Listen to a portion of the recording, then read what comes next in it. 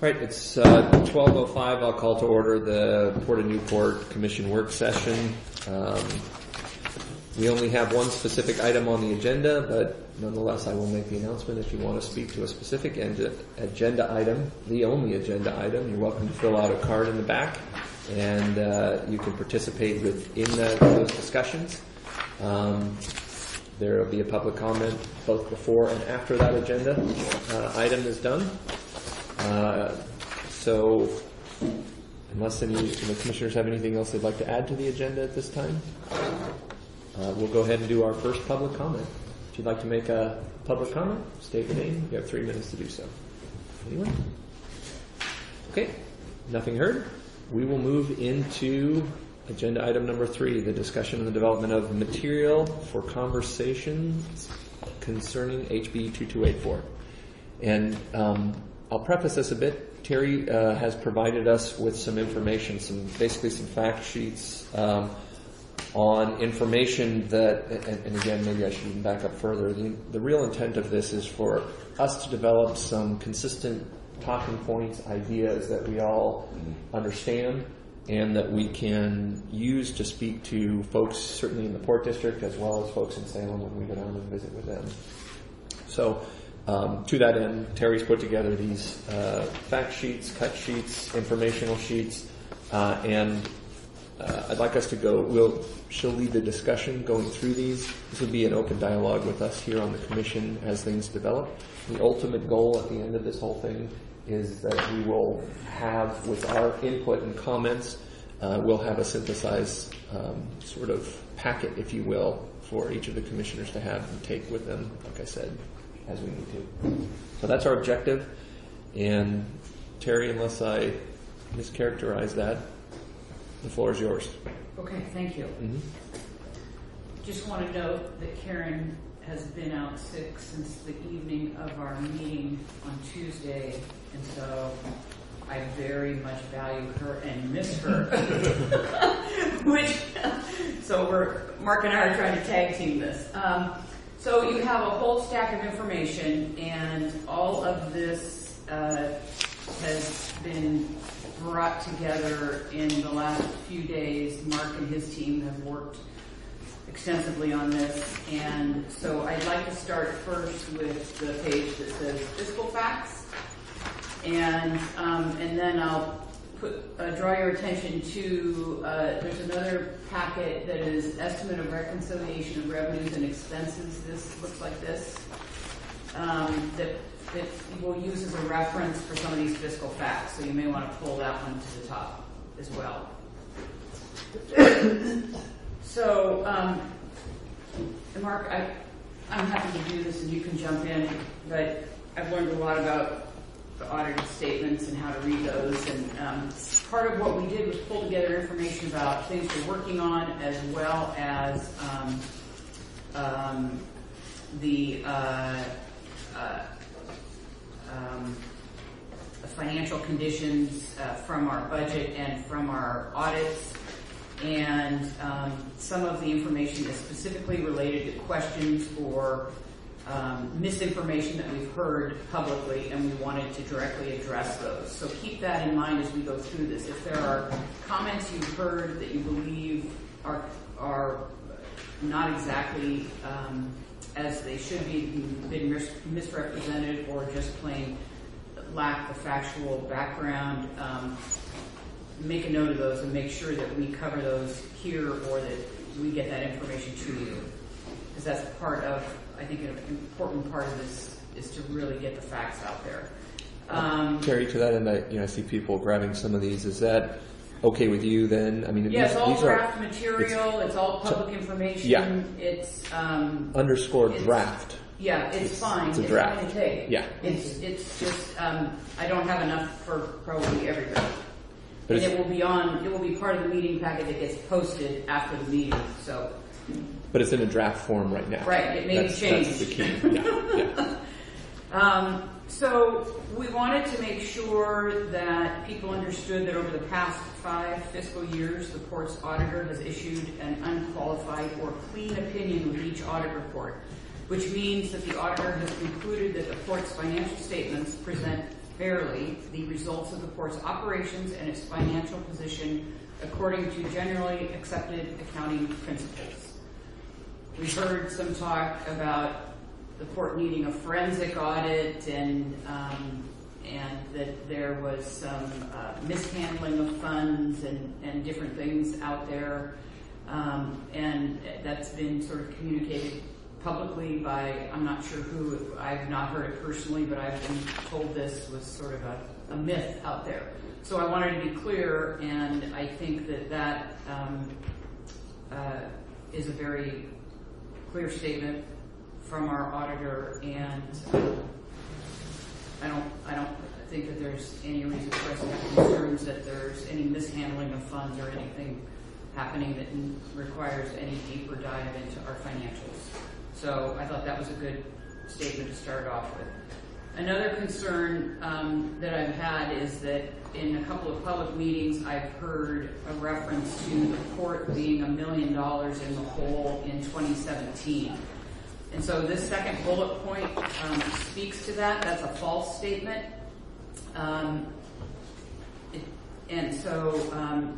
Again, we're in sound fiscal condition. Fiscal year 16-17, the audit report documents show a budgetary basis net income of $113,706.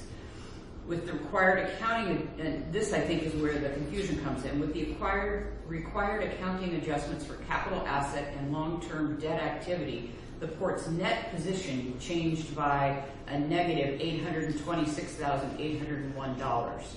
And I think someone pulled that number off an audit statement and took that to mean we were $1 million in the hole.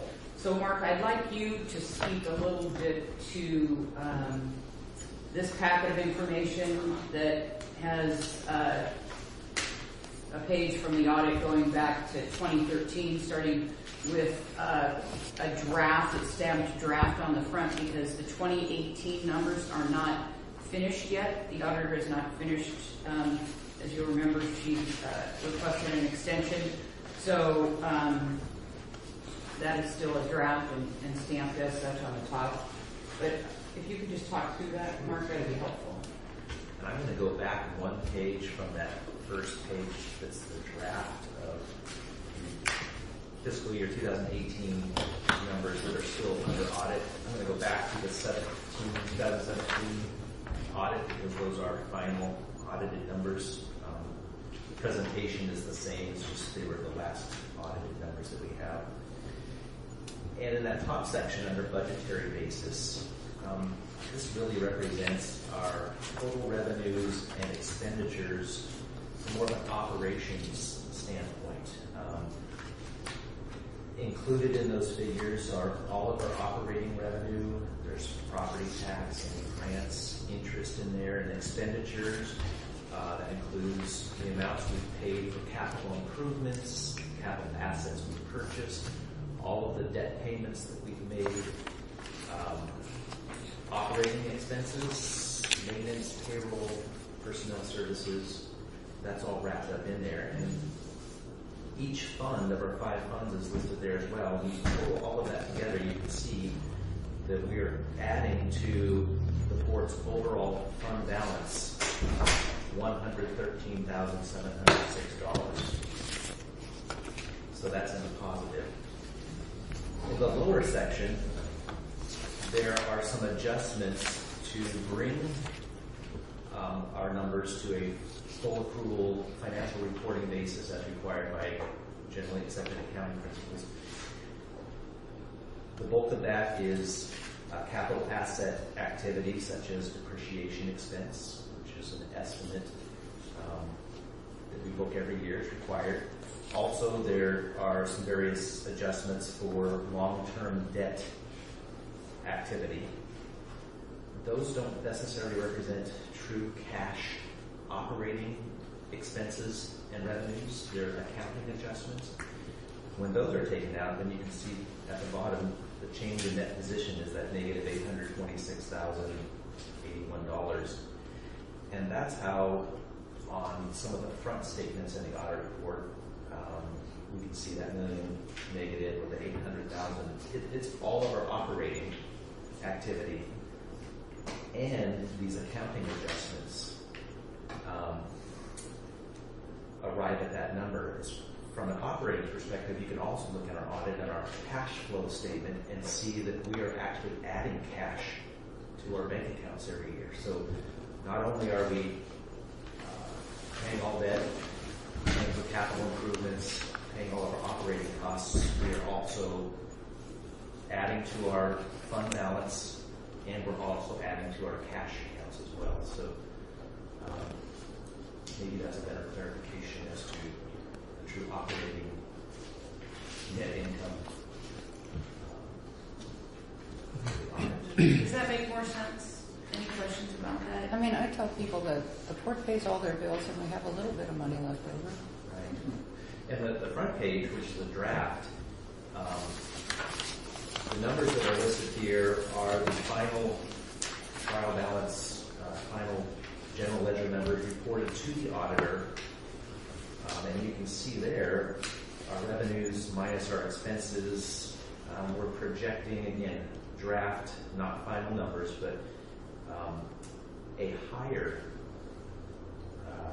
net income added to our total port fund balance. Here it's listed at $739,000.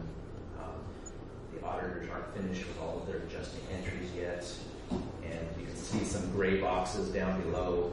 Some of these numbers we have, some will be provided by the auditor when the audit is finished in a few weeks. So this is truly an estimate, but we are going to be in a better position this year than we were last year. So.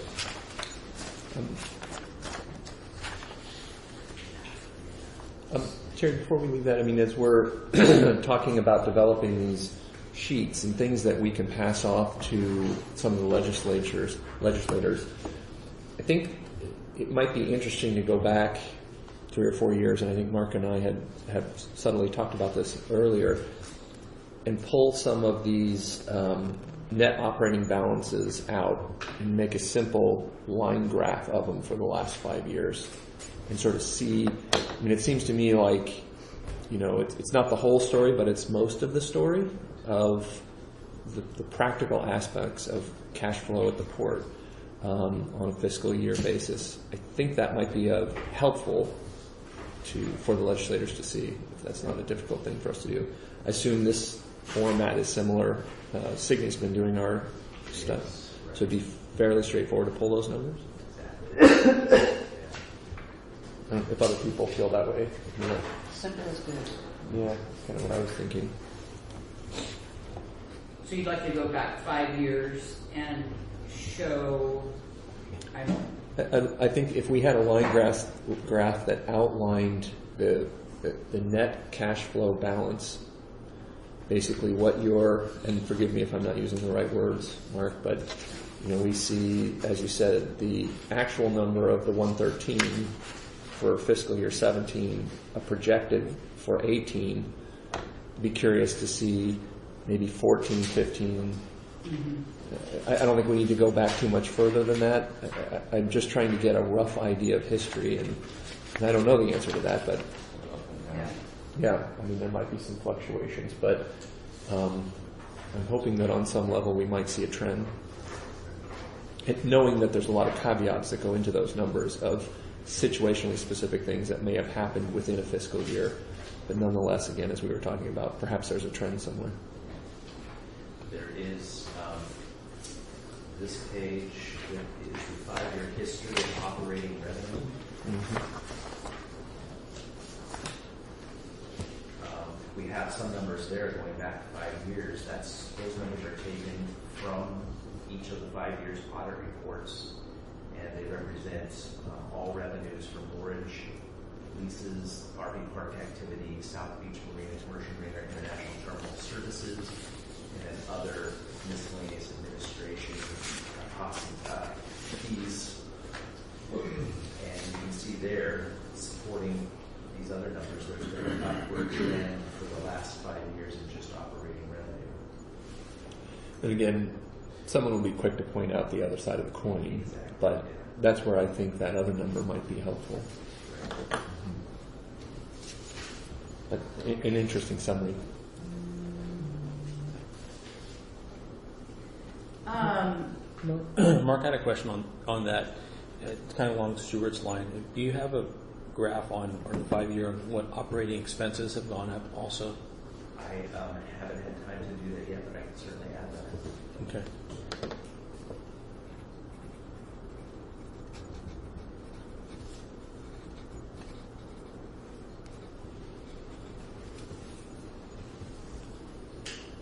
Any other financial information out of the budget? Anything else? I mean, I think we could show operating revenues and expenses on the same graph Right. over that 5-year period. Are there any other?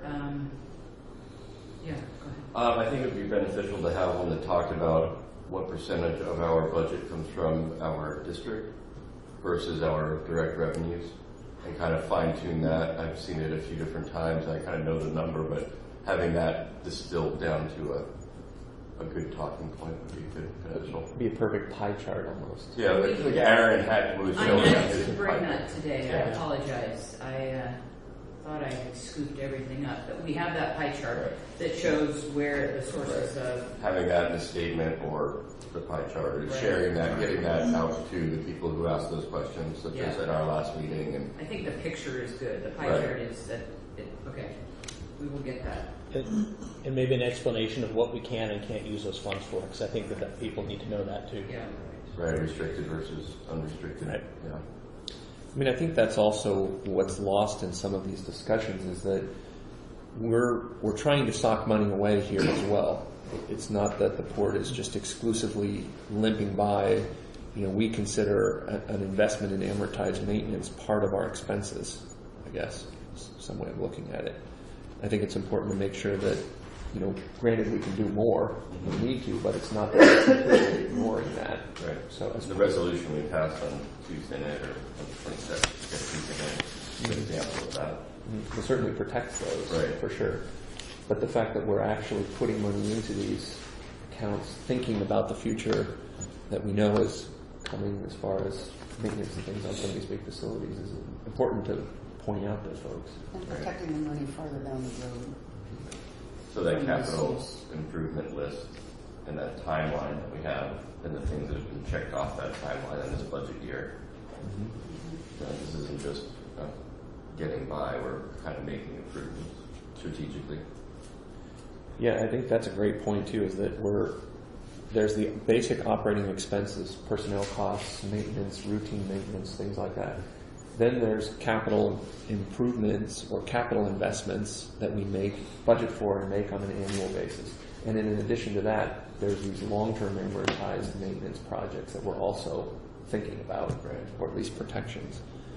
And I think articulating that goes to some of the responsibility that we're looking for, or that we are assuming in the board. So if there are no other budget related requests, let's talk a little bit about the projects. As you'll remember, you all approved a $402,606 capital maintenance and improvement, maintenance and repair project list. And so I just wanted to make sure you had the information on those projects and where they are in terms of completion. Aaron gave that report Tuesday night, but I just thought that it might be handy for you to have that information on a document, not necessarily to leave behind with folks, but just sort of for your own information and just to review so that you could speak to that.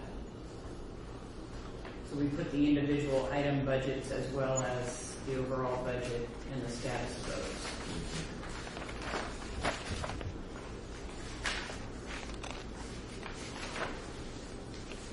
Terry, I'm sorry, Terry. Did you mention, was that last project something we were going to have to delay based on the in-water work period? The 12 pilings? Yeah. That So that project is not going to occur this fiscal year. It's the only one out of all the projects that won't. Everything else will be accomplished. There's a two-part response to why that's not happening this year. And I get, well, I guess you could explain to the rest of the commission. I just want to make sure that in our talking points here that we don't say that we're doing that if we know right out of the gate that we aren't going to be able to do it this fiscal year. Right. And it does say in that sentence it's going to be delayed. And the primary reason it's being delayed is we recognize with Port Dock 5 Pier project, they're going to be mobilizing and installing the same kinds of pilings that we would be purchasing and having people mobilized to install, and we can save a tremendous amount by doing that all in one swoop next year with the Port Dock 5 Pier project in that in-water work period. The second reason is that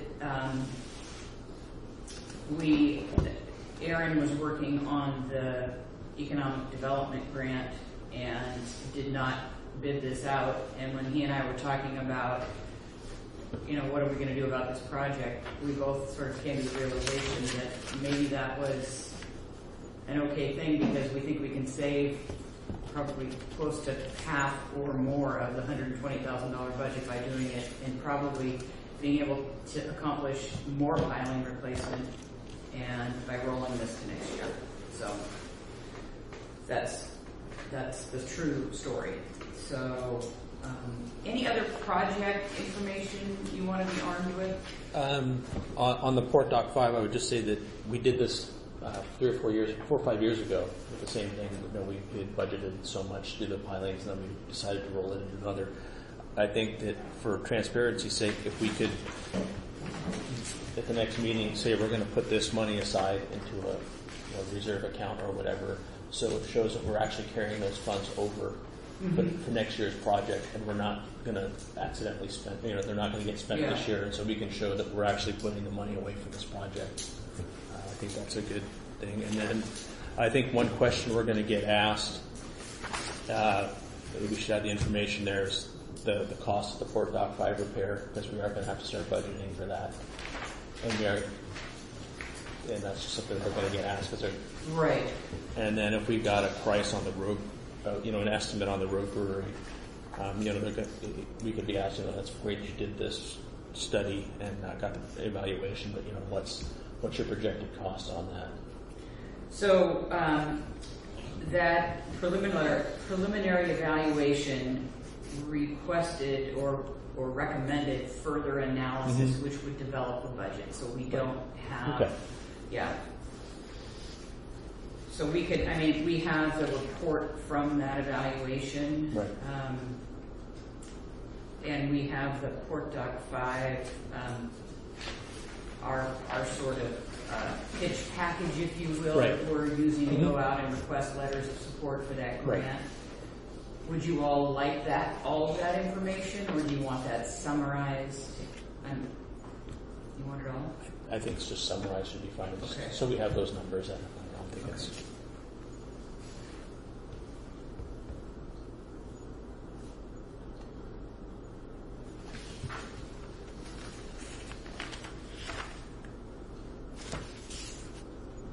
Okay.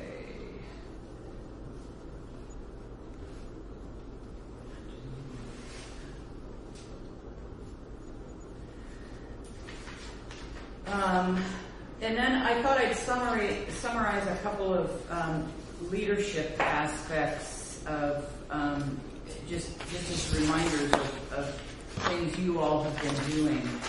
And there's more to this than just these two pieces. But I thought just to sort of trigger the conversation, I'd jot this down. I didn't have the time, quite frankly, to dive further into it yet. But you may want to do more thinking about it or just sort of brainstorm a little bit here. But I think it's worth mentioning that you didn't make a quick decision to go back out and recruit for a general manager, that you decided you wanted to take some time and really think through what is the right kind of fit for that position, and so you created the opportunity to bring an interim in, and I think that is not always what leadership does. Sometimes people just jump right to going out to recruit again, and I think so. I think that's something that demonstrates that you thought through that in a professional manner, and I think it demonstrates support leadership. So, and then there's an update on and I think I shared this with you Tuesday night, but just on the status of the recruitment for the general manager and the recruitment for the director of finance and business services. And so we actually, both of those recruitments have in going second rounds on both of those recruitments. It's really brought a more qualified pool and a deeper pool. And I haven't seen the general manager resumes, but because George Dunkel at Special Districts is running that recruitment for us, but his analysis, while it's still open for another few weeks, just by moving it, getting through the holidays helped, and then doing additional outreach and getting it on a few other recruitment sites has been beneficial. So, and then I think the strategic plan process is incredibly important for the legislators that understand how that strategic plan works with Business Oregon in the intergovernmental agreement and our business relationship then with Business Oregon and accessing funds through the state.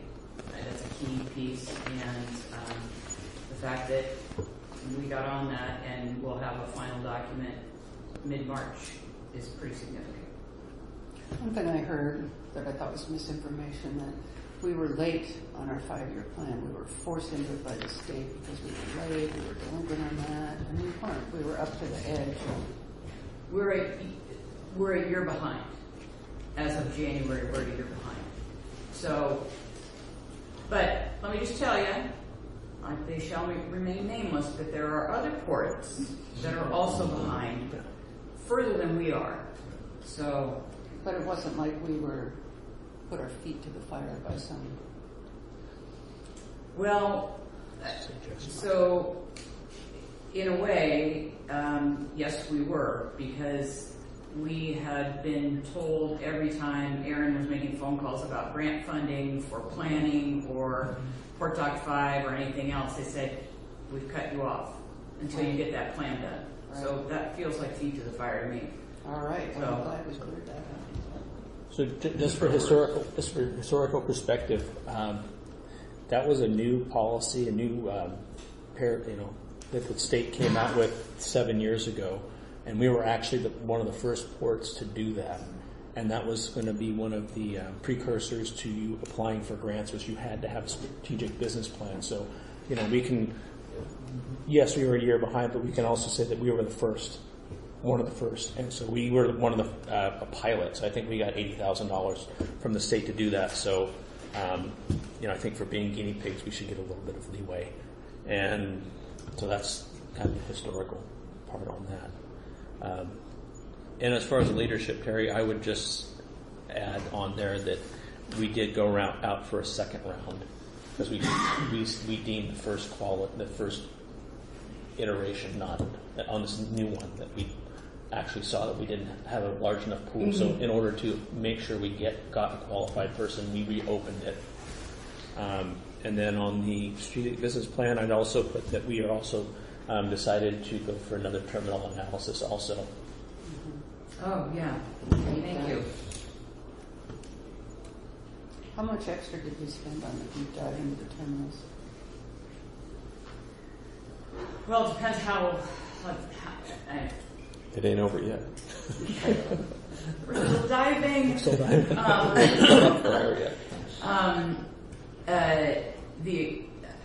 We just requested it. Well, we kind of cut and paste the original proposal from Berger Abam, and then said, hey, how much more would it be if you did this, and what if we took this out and Port took this on, and what if we gave this to Todd Kimball to do, and you did this and that, and so roughly from our first proposal, we added about another $20,000 which is in a deeper market research, more interviews. I just added another couple of interviews because as I talk to people and as time goes on, I'm like, oh my gosh, we should have BST, who is their subcontractor that's really doing the deep dive on and the market analysis and really talking to people. I just fed him 3 new names, and so it's just one of those things that I would hate, even though we're kind of starting to get to this point where it's almost too late because the draft is going to be wrapped up and presented on the 12th of February. I think the important thing is that we talk to as many people and get as much input before this thing is final, rather than after it's final go, oh, I didn't talk to you, and you're just down the road or whatever. So I think it's really important to get as much in there as we can.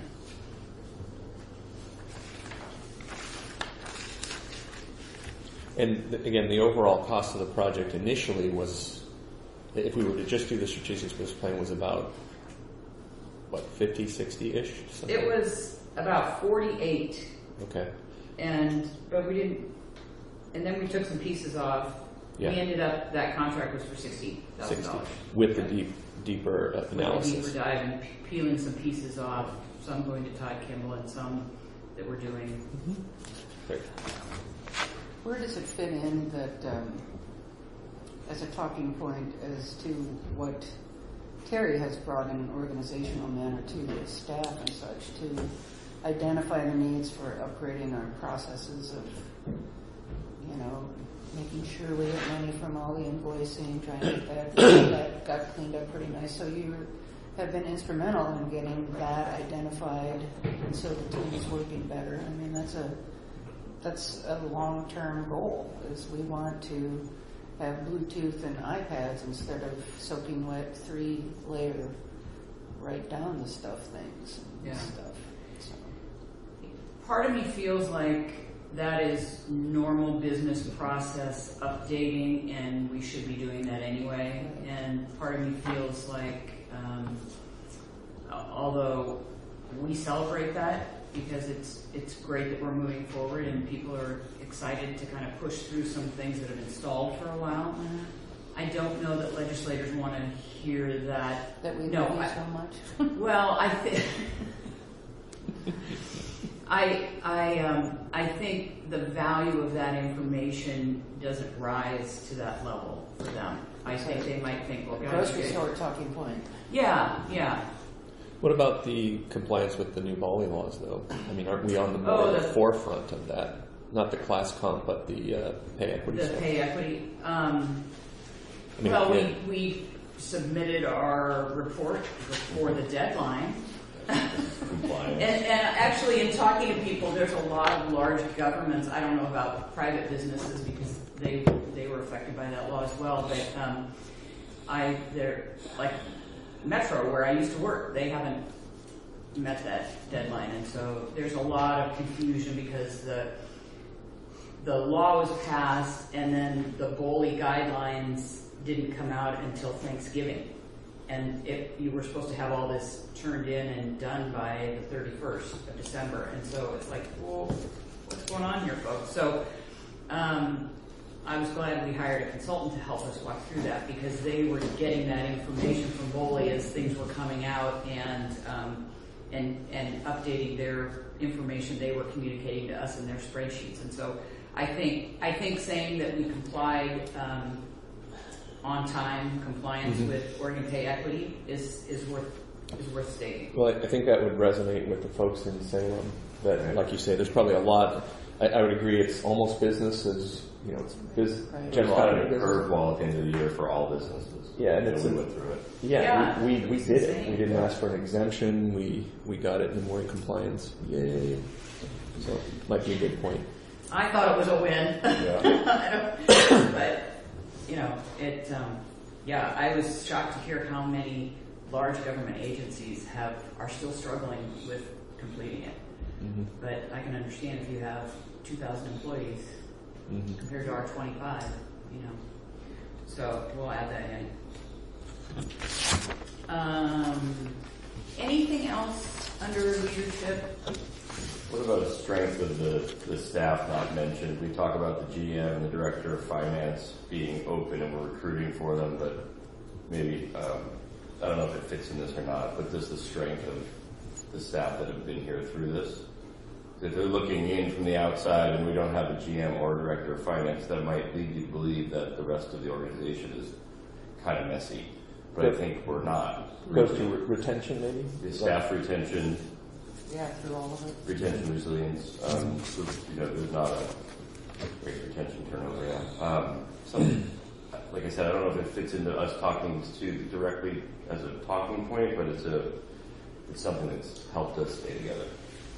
I mean, I think that is a good point that the business of the port continues to move forward effectively and efficiently. In a positive way. Yeah.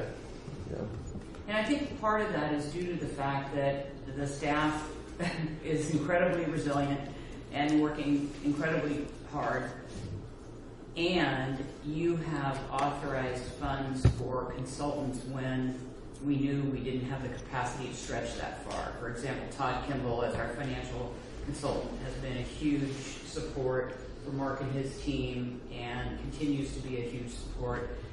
And when we needed to march through Oregon Pay Equity and we knew we don't have an HR person, we have a person who does that part-time-ish, but she's also an accounting clerk. And so, I think coming to the commission and asking for, the funds to be able to bring in those resources kind of keeps everybody afloat. I think that's part of the resilience piece. And so I think that is important to note.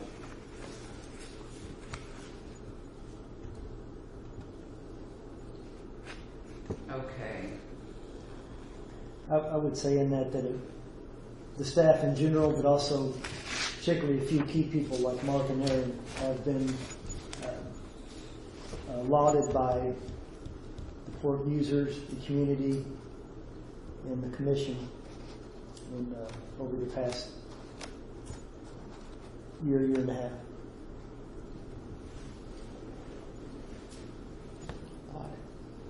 Thank you for that, Joe. Okay.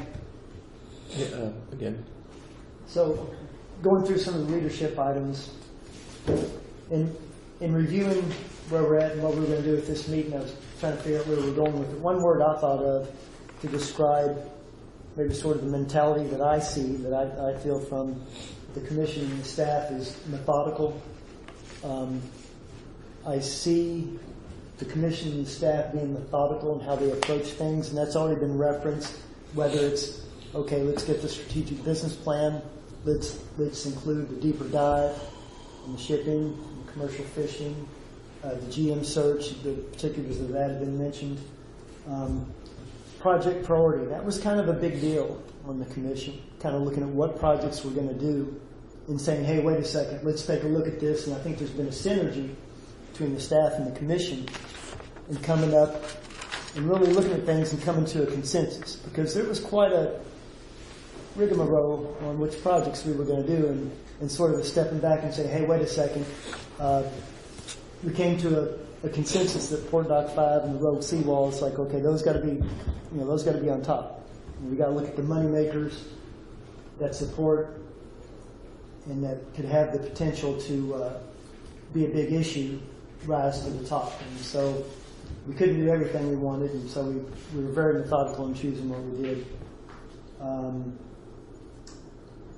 And being methodical on Mark and CFO selections, working together and kind of looking at what processes need to be changed, doing a financial review just to kind of look at individual business units and look at different things there, maybe a proposal of criteria on how you would evaluate future projects. So just there's been a real focus on being methodical, maybe some lessons learned, even in looking at our approach to shipping. Trying to have, been looking at it from different angles. Everybody's welcomed, been happy that we got the call from Teven and how we can go about that, looking at, again, in the 5-year review. And also, just here recently, just some conversations staff's been having with industry in Oregon who deal with shipping to try to find out what their criteria is and their business model is, and how that, and looking at how that could potentially work. What could and couldn't work with Newport, where the potential is. So I just think that is a good message for the leadership that's been from both the staff side and the commission side, being more methodical in how we approach all these, and that's the word that sticks out to me. So. I think a lot of that came from trust also.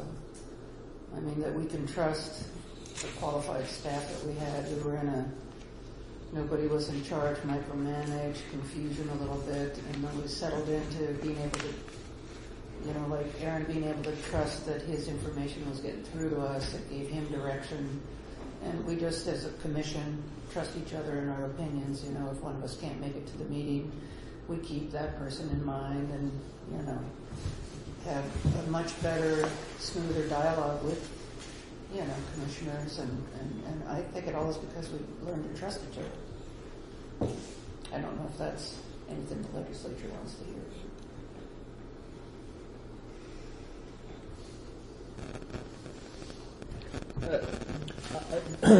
Thanks for that, Jeff. The only thing I would be really careful about talking about Port Dock 5 and Rogue Seawall, because we've known about those for a long time, and we've just been throwing Band-Aids on things for a long time. I think the legislature knows that.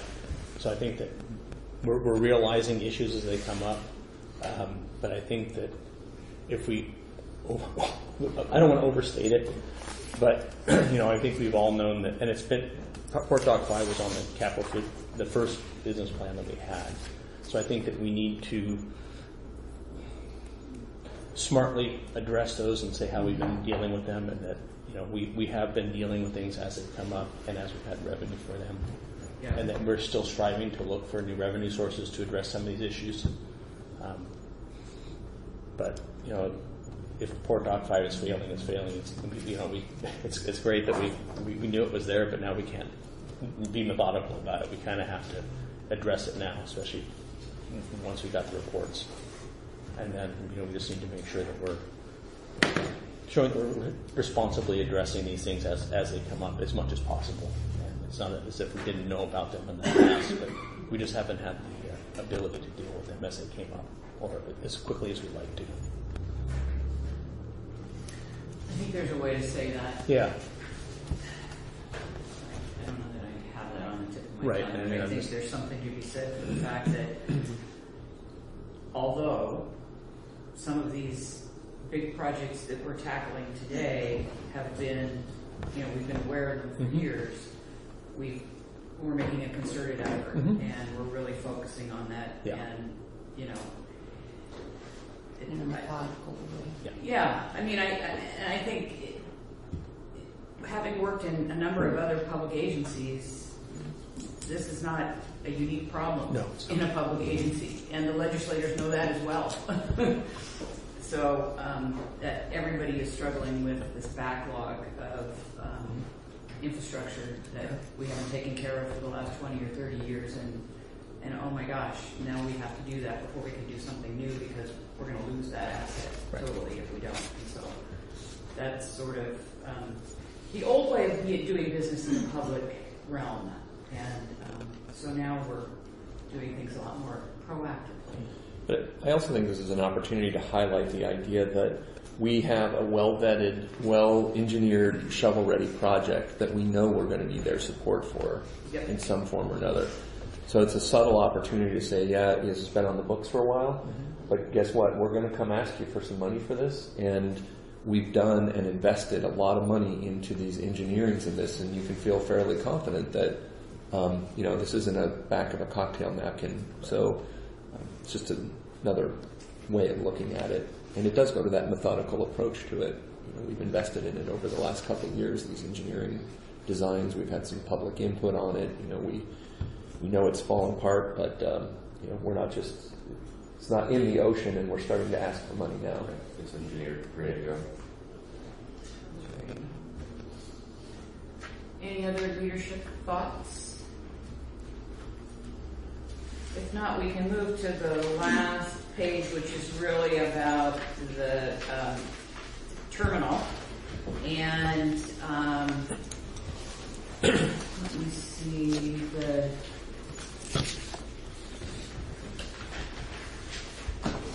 we have this the page with the color picture in the middle that you might want to pull out as well,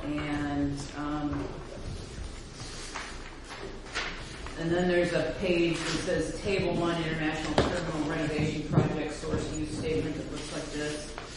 You might want to pull that out as well. So,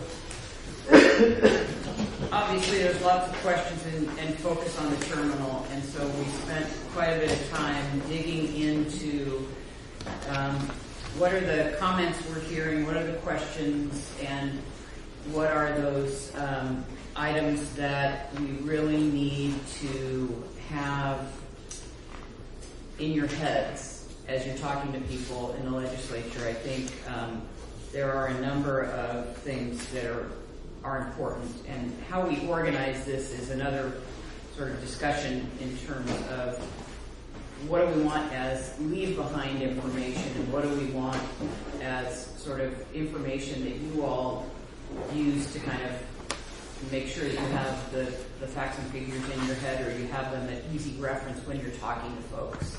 Not that you have to memorize all kinds of budget numbers, but how do you get familiar with that and enough that you can look down at a piece of paper and double check something, so that it's totally fine when you're meeting with legislators you don't have a lot of time, but to look down and make sure you're quoting the right things. It's well worth taking that time to do that, because it's very, very important that we continue to get the facts out there. So, the very first paragraph there about the audited project cost, $25,887,410. So a lot of time we've heard $35 million project, and it's not. So I think that's very important. That's an audited number. It shows up in the audit. We've looked at it and cross-checked it I don't know how many different ways, and that's the number. And the GO bonds, $15,452,000 from the ballot measure 21-114. And then an additional $5,586,600 in loans from the state. And there's a balance of $4,848,810 that was funded through a number of sources, grants and some funds from the port. And there's an asterisk there that ties back to this sheet, that because we don't have electronic records on all this material, we have boxes and boxes and boxes of invoices and reports, and I don't have, or didn't have, the people or the time to dig back and try to match everything up to find out exactly where that $4,848,000 of additional funds, what those funding sources were and what the amounts were. But in this, on this sheet that comes from a economic analysis of the completion phase of the renovation project at the terminal that was prepared by the research group in Corvallis in January of 2012. This is our best estimate of where all those dollars, or where all the sources of funding came from. And the second piece is the next number that has an asterisk by it, which is $7.8 million of the project funds were expended on remediation work at the terminal, which was a question that I've heard numerous times, and I've heard various comments about how much has been spent on remediation. And that number comes out of the the same report at $7.8 million. And we could spend a week digging through boxes with a couple of people and try to tie all these things back to receipts and invoices, and try to find that documentation. We just don't have it electronically. We don't have an easy way to do that. So it's bothersome to me that we can't pull that number out of a database. But we might be able to go back, if we can find the box with the audits, if we can go back through some of our older audits, we might be able to get closer on some of this. We haven't had time to do that yet. So I don't know what you all feel about having exact numbers and having the documented proof to go behind those numbers. I don't know how long you'd have to dig to find out the actual real stuff. It was complicated at the time it was happening. I know there's reports out there. Yeah. I know there's information.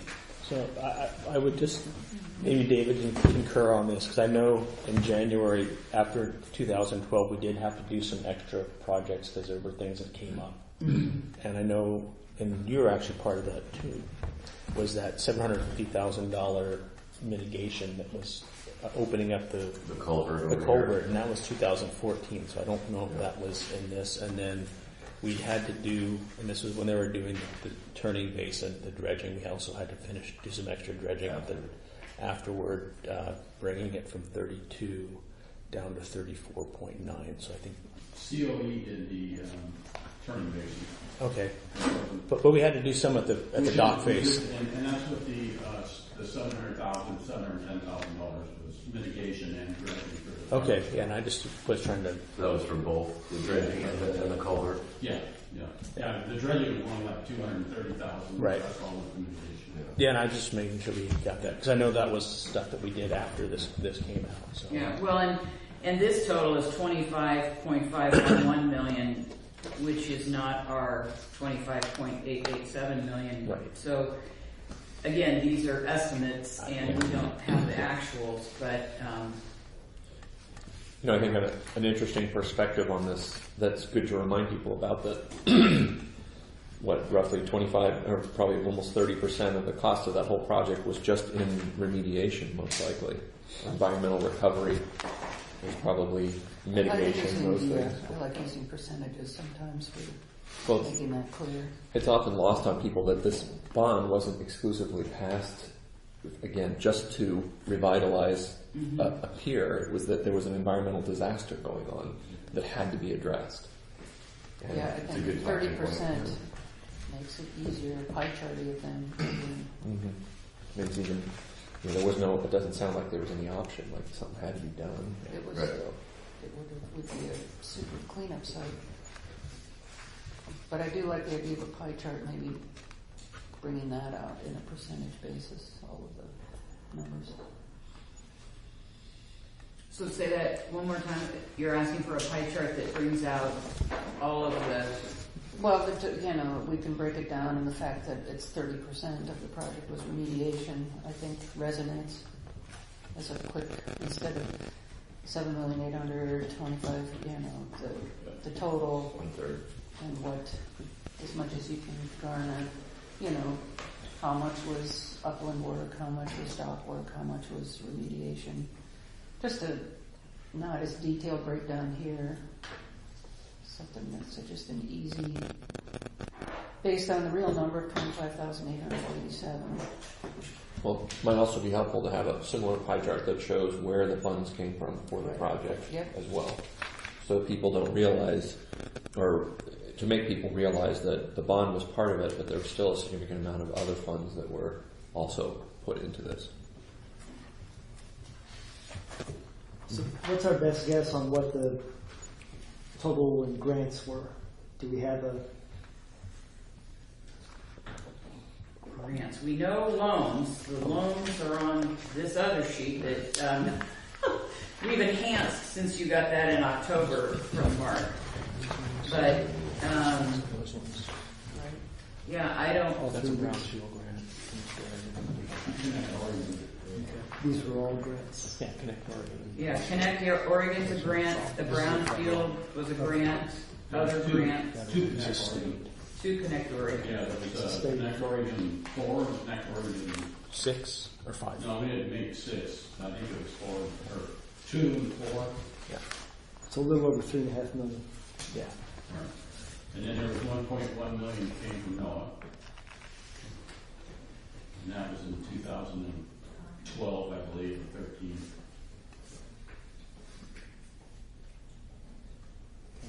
Then we also got some discretionary funds from the governor. I forget what that was from. This also goes beyond the 2012 long-term debt because of the buildings that were put in. Shows Right. they weren't into. Terry, I can go back and take a look, and I'll use 2012, and I don't know, maybe ask David. He might have some stuff too, but just to make sure that we're accurate on that number. I think we also don't want to lose sight of the fact that in some ways, I mean, we're going to have 15 minutes in front of folks, right? 20 minutes in front of people, Yeah. worrying about things too much, as opposed to I guess what I'm saying is I don't want us to lose sight of our talking point here, and I think quick and dirty is one that the cost of this project was distributed over a number of different funding sources. There's a point, and here's the distribution. And that money was spent in these different formats as another pie chart. There's the talking point. I think we'll expend a lot of our time getting into the weeds, and if we are not careful. So, Maybe nothing to write on it. Big picture stuff. yeah. Writing all over my. Big picture, big message, that's what we have time for, rather than the minutia. Right. But it's good to have this It's good for us to have at it. the tip of our Absolutely, yeah. I think one of the things that the city is doing with some of their stuff, and maybe this is that we can provide a 1 or 2 page summary to the groups that we meet with, and then talk, in more general terms. Like, you can read this later. Here's some links to other stuff, but here's what we want to talk to you about right now. I mean, the last thing we want to do is run the risk of reading anything on a piece of paper that we're handing to them. Right. So, Can we share this final format with the district in some form or fashion? We're talking about putting it on the website, Yeah. right up there, the carousel, House Bill 2284, more information, click here, and then it will take you to a list of either links for documents or actual documents or whatever. Yeah. It'd be a good thing to share with everyone. one of the things I talked to Karen a little bit about, and I'm not sure if she mentioned it to you, Terry, but I'll mention it to commissioners here, was the thought about having an FAQs page associated with House Bill 2284 on the website, so that as other questions may come up that either the public or that come up in our meetings in Salem, we can put them on the website. And these aren't necessarily opinion pieces. They're, if people are confused about, again, where the funding came from for this, we could put a question: where did all the funding come from for this? People can click on that, and there can be a link to either our audited financials, this summary sheet, things like that, such that it's a little more of a living document. But it'll allow us to, also as commissioners, we can say, go to our website, click on that link, and there'll be all the information you need. And it's something I think might be real helpful. I've heard a couple people mention they really like the new website, so people are looking at it. We've heard that from RV park users who now have the mobile friendly location and they can make reservations. So we're hearing it a lot from folks that are making reservations, which is a big piece of our market. That's great. Is there a place on here for strengths and successes of our user group? The fleet, the recreational vessels, the RV park, the road, thinking about a statistic. Does that fit into this? What are our users doing? And then also the potential of new users like Teepin or agriculture shipping. Are we assuming that everyone on this this legislative committee knows enough about the Port Newport, or just not enough time for that. I think it's safe to say some of them don't know that. Right, I would assume there's one person from the Coastal Caucus on that whole committee. You're talking transportation Yes. subcommittee. Yeah, the joint committee on transportation. And I know a lot of that stuff's on our website or in some form or fashion, but the statistics on boat ramp usage or occupancy in the RV park or the fleet harvesting in Newport, all those numbers are upward trending. The potential of new users with Tevan right around the corner, these are things that we know and we talk about, but how do you put that out there? I don't know, maybe it's too premature to put out there. Might be. I just think generally I think giving the staffers of the committee members a link to that information on our website and having all of that we just talked about, having all of that there and asking them to take some time and look through that. I think in general that's going to be the most beneficial because the legislators are relying on their staffers to give them, feed that to them. And the staffers are going to, that's their job to really do this deeper dive. And so I think that we're best served by ensuring that we have all of that easily accessible in one place for folks related to House Bill 2284, right? And so we can direct the staff there, share that with them. So they would just be able to go to one. Yeah, that the whole idea is that we may have this in 5 different locations on the website, but that just doesn't work right now. We need to bring everything together so it's one click and there's all these documents available. And the magic is going to be presenting it in such a way that it's easy for people to find what they need and go directly to that and read that piece, or that's easy to read about, who the Port of Newport is in today's terms, and have all those facts and figures. And so that's a sizable body of work, but I think that's the only way to accomplish what you're asking. Yeah. And I think we also don't want to lose sight of who we're presenting to and why we're presenting to them. Yeah, the transportation committee is focused on that. I think their issue is, others can. I think we just don't. I think there's a notion out there that because we have a shipping terminal, that we'll be able to save the day on truck traffic in the entire state of Oregon. And if anyone believes that, they've never come to the terminals. Well, that's a great point. In the cut sheets, I think we alluded to earlier the idea of comparisons a bit, and I think this goes to the transportation group potentially here. Can we give a perspective on how much space we really have versus other ports that are currently conducting shipping operations? I think one of the ones that resonates locally is the difference between the laydown space that Coos Bay has available to them versus us. And I think that is relevant to the transportation committee to make sure they're aware of, we're looking for almost a very specific customer that'll fit here, not just, And you said once, and it's so, of course, to us, but on a percentage basis, again, we're willing to give a 50% of what we have for a laydown area for shipping, whereas you've got 1,300 acres in Coos Bay, and their percent of laydown. We're going all out to try to get a multi-use, generating some diversification on revenues. Percentage-wise, we're giving half of what we got to make it work. And that reference to Coos Bay or similar legislation was made in our resolution, so it's kind of there. So that's a good thing. Well, and Kathy McEwen is on the Transportation Committee and the Coastal Caucus, and she's from Coos Bay area. So I think, it's not a question of, clearly she understands that, or we think, but, I think making it known to the rest of that committee is probably, important bullet point.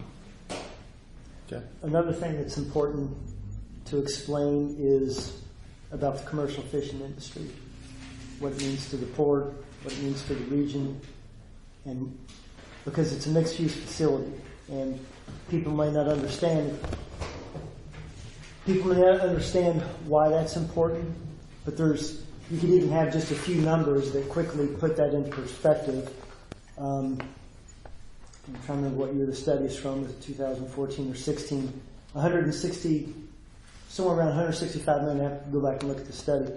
$165 million in personal income in Lincoln County goes to is personal income is from the commercial fishing industry. Right. And so what that means to the community and the state of Oregon is pretty important. People may think fishing and they think, oh, a few boats. Like, no, this is really important to the region. That's why it's so critical.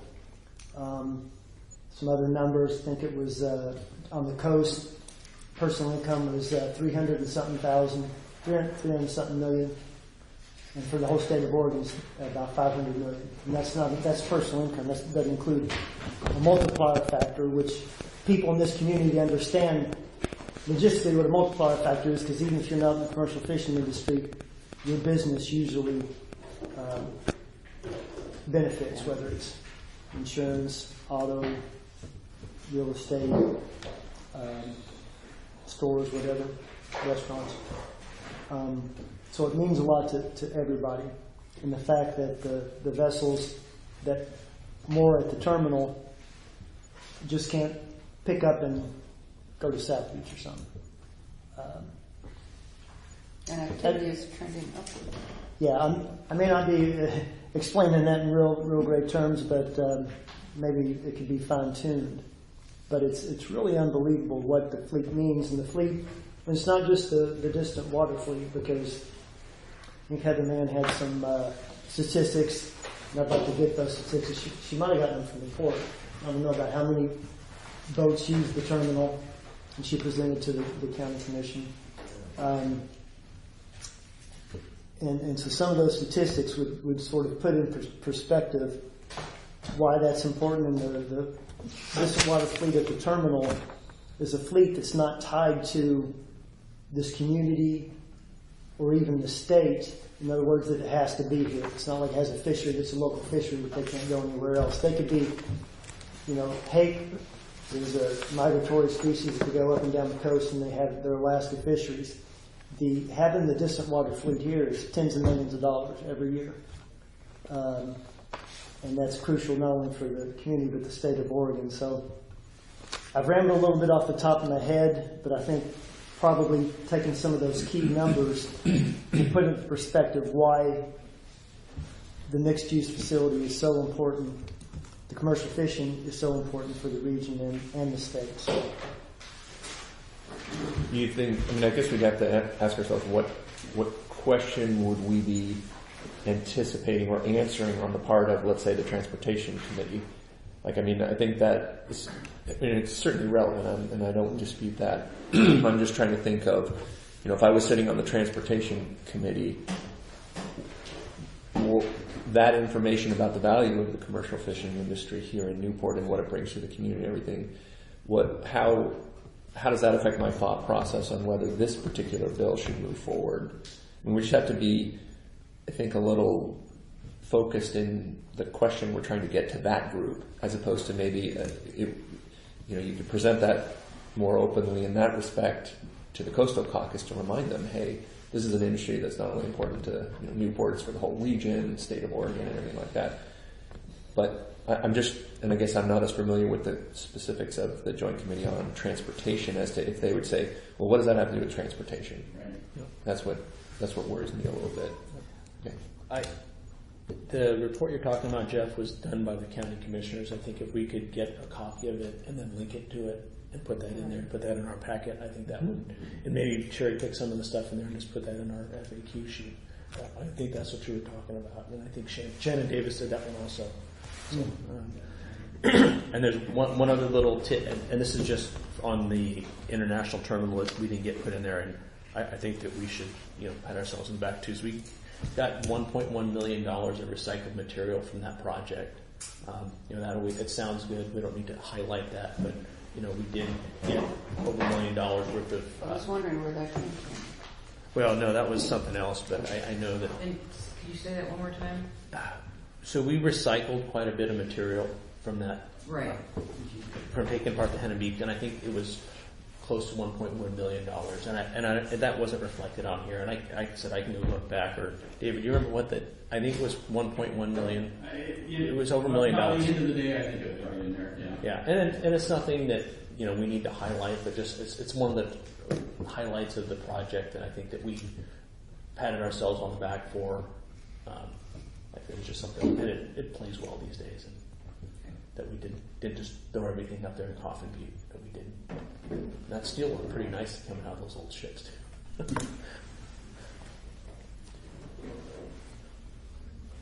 I think. Just go. I think it's also important to the fact that we're trying to reintroduce shipping. There's been decades of lapse there, and so they haven't been part of the revenue stream. Not that we're working hard to try to diversify our revenue stream, but it is reintroducing it. It hasn't just been here, and so in that lapse of time, the demographics of the area have changed, and there's been an upward trend on vessels getting bigger and such. So you're reintroducing something that hasn't been around for decades. Is making it even that more challenging to thread the needle.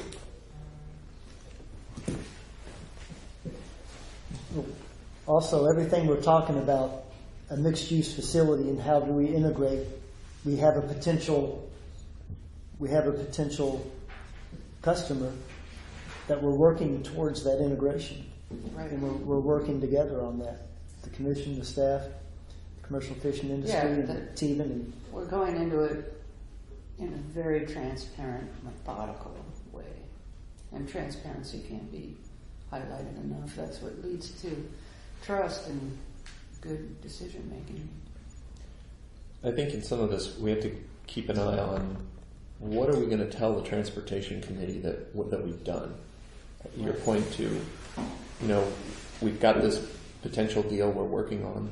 That's got to be flushed out. We can articulate that a little better in our bullet point. We have to say that the port staff is attending and reaching out to specific shippers. I mean, the point I think we want to get at is we're not just sitting on our hands here. We're not pretending like we don't want shipping here. I mean, I think this is the group that can recommend to kill this bill in committee. And I think we need to show them what we're doing now that reassures them that, and I think you even brought this up, this bill isn't needed at this point. And I think we can capitalize on that more and more with the people on that committee that may not be as familiar with Newport and say, hey, we want them to sit back in their chairs and go, why are we talking about this bill? I mean, these guys, they've had some missteps, but they're focusing on shipping. They've got the infrastructure to move it forward. They've got the staff to do it. We need to build, at least in that committee, we need to build this case of some specific things that We've we're also doing. kept alive the very arduous traffic study that was done about the number of trucks that could come. We've been making sure that, isn't that where we scrape up a little dirt and take it out to the airport, that we're continuing that, Walter? Yeah. Yeah. We're Permits keeping aligned. that open so that all that hard work didn't go to waste on the traffic study with the trucks. And I think there's some discrepancy there about, I just saw some waving of heads and stuff at one meeting when someone had stated that, there's just so many trucks that are going to be allowed. I think it's 50 or whatever a day.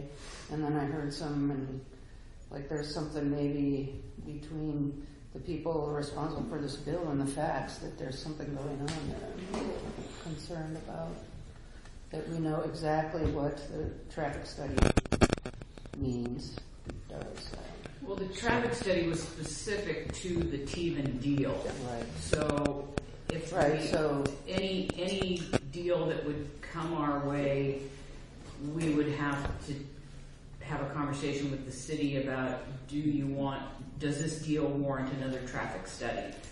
And so I'd have to talk with city folks about that and whether the past traffic study is still sort of in force or not.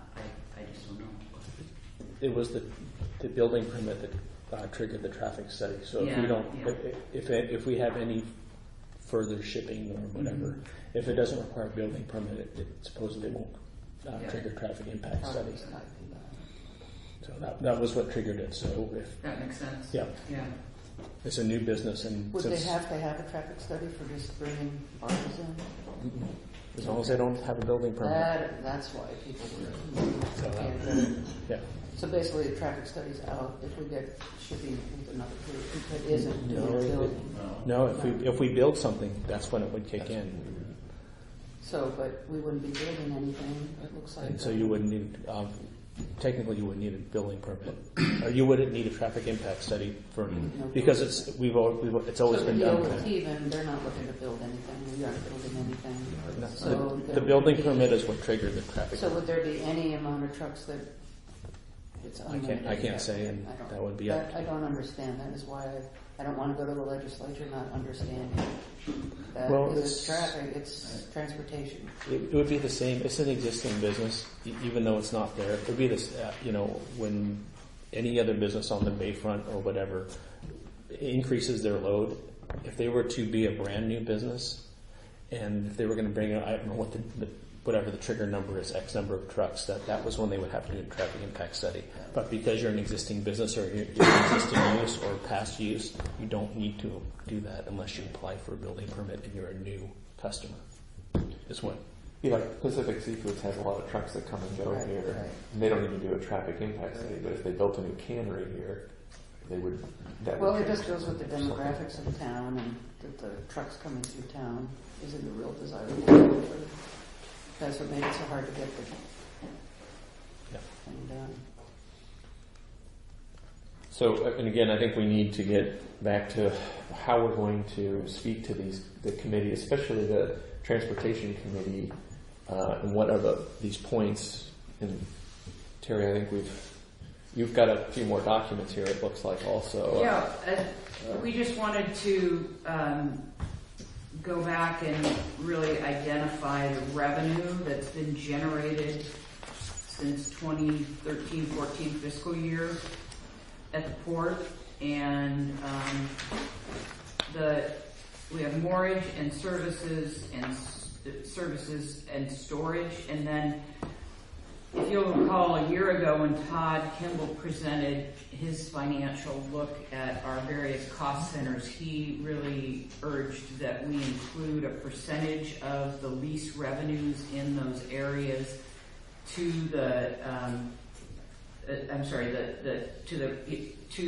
overall revenue statement. And so this allocated lease revenues represents 20% of the gross lease revenues, so that we get a clear picture of revenue at that location. And obviously the 18-19 fiscal year is a partial number because we're only halfway through the year. Would it be possible to do 1 or 2 fiscal years before the 13-14? There was no activity. There was 12-13, wasn't it? Minimal. They opened in 13. It'll show where we started from. Yeah, it'll highlight the trend, I guess, is what you're saying. There is a document that shows that trend that you have someplace. I just saw it this morning. That showed that I think it started in 2006 when the bond was passed, and then it did the dip during construction and it went up after that. But there is a graph somewhere. But I think the point in this graph and the quick bullet point is that, and it's important to remind both the Coastal Caucus and the Transportation Committee, is that the terminal isn't sitting idle per se, that revenue is coming into it. And this works in well to our overall operating expenses sort of narrative, which is, we've been able to pay our bills already and puts a little bit of money away even before we've been able to secure this shipping deal, so that the additional revenue generated by shipping will continue to allow us to accomplish, to become more financially sound. But this is a reminder to those committees that I think there's a misconception that that's just sitting there and nobody's doing anything there. And I think we can highlight this that quickly and show, hey, the revenue that's being generated is fairly significant as it is right now. And I think that's an important bullet point. Mm-hmm. It would certainly remind the transportation people, I would think, that, you know, yeah, we made all this investment, but it seems like they're doing something there. And that might be all that we want. Here, and that's good on that piece. We actually do have numbers back to 2005, from 2005 to 11 in this report from 2012 that has moorage and dockside services. It doesn't break it out in the same detail that we have here. But again, this would be what's on the website. What we would take in front of people would be a line graph that shows a very positive revenue stream at the terminal as it stands right now. I think that's the important talking point, is the revenue generated at the terminal today, because I think there is that misconception that it's sitting there with just empty, and it's obviously not. And trending up. Mm-hmm. Yeah. Mm-hmm. So you'd like this in a line graph? Is that what I'm hearing? This information? Well, I think that's quicker for, I think we need to have a link to our website that has the details of this, but if we were going to hand something to somebody in a committee, I know we might be heavy with graphs, but they're easy to look at. You could quickly look at a line graph and see this in 2 seconds, that revenue was increasing. At least that's my perspective. I'm trying to get a list of stuff to work on, so I just want to be clear.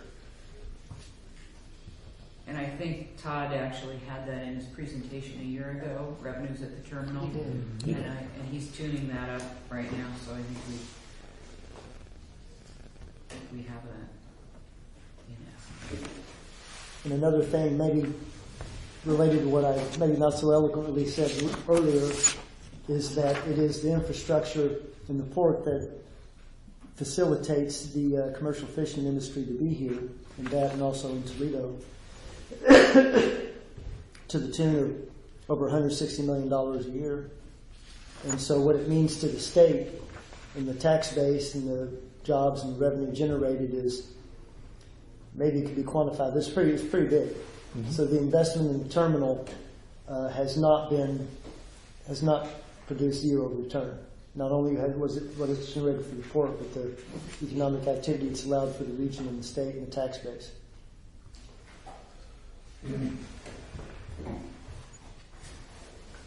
So the next set of information is, I keep talking about Todd Kimball. I wish Todd could have been here today, right? We need Todd here full time. So I asked Todd about sustainable revenue targets for the terminal. And he said, well, you can really look at that a multitude of ways, and depending on how you want to fund the terminal and how you want to provide for maintenance and repair projects and infrastructure replacement and repair. And so he presented, I think there's 5, there's one on the back, 5 different levels of target revenue in addition to what we're generating today. So this is on top of, that's correct, right? It's on top of what we're generating today, from 155,000 to 1,014,000 additional revenue. And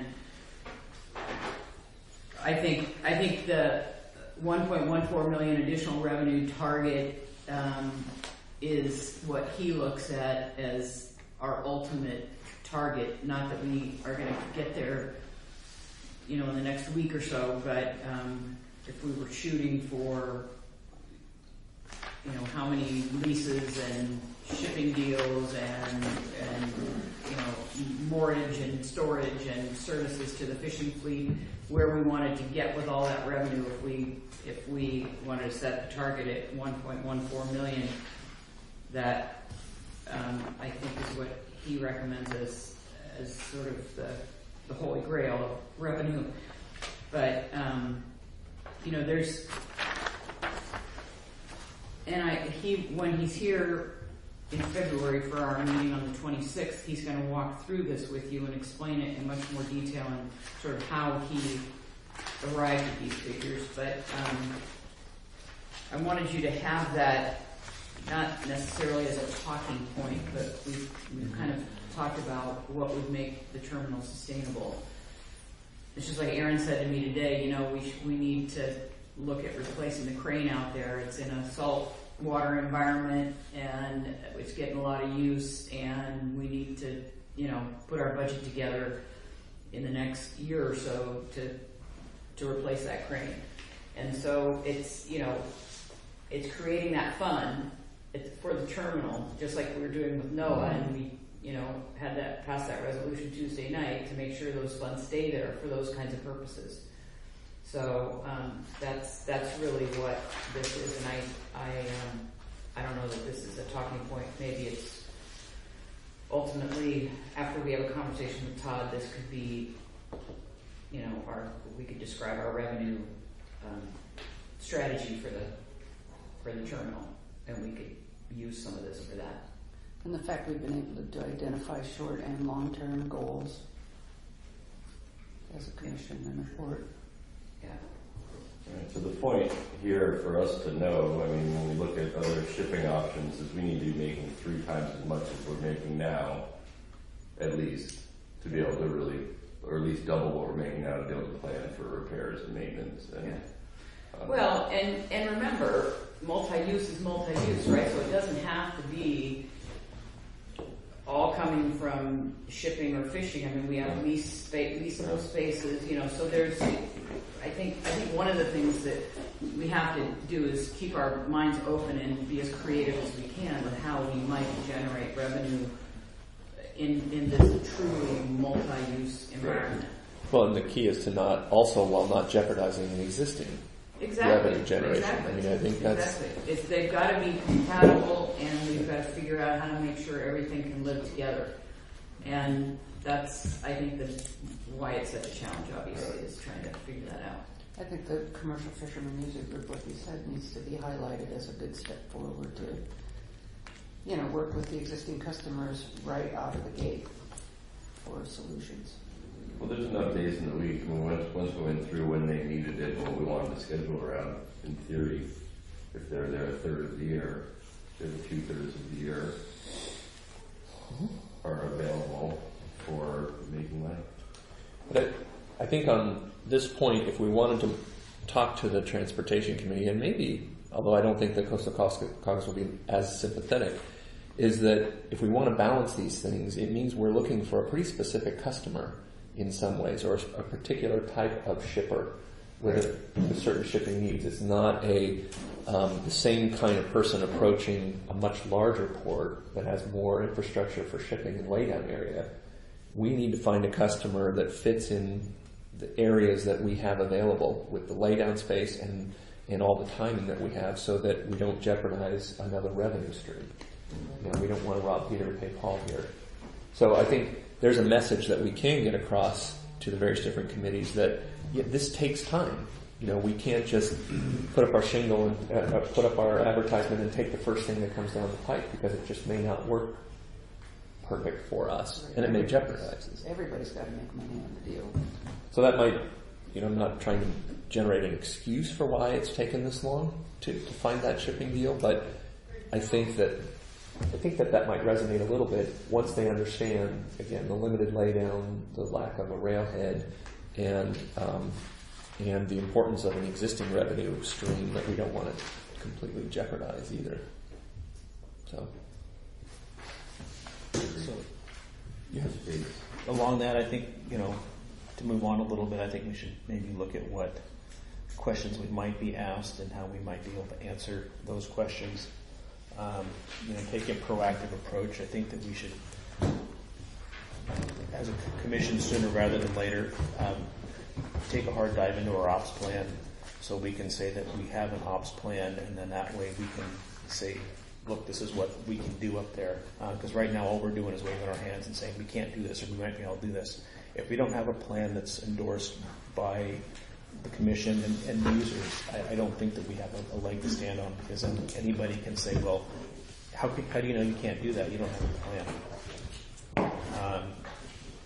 I think, identifying users, I think that if we're going out, if we say we're going to go shipping and we're talking to potential users, I think we need to come to the realization that if we don't have someone to do that operation for us, we just can't say, well, hey, Mr. Hazelnut Grower, we'd like to ship your nuts, your product.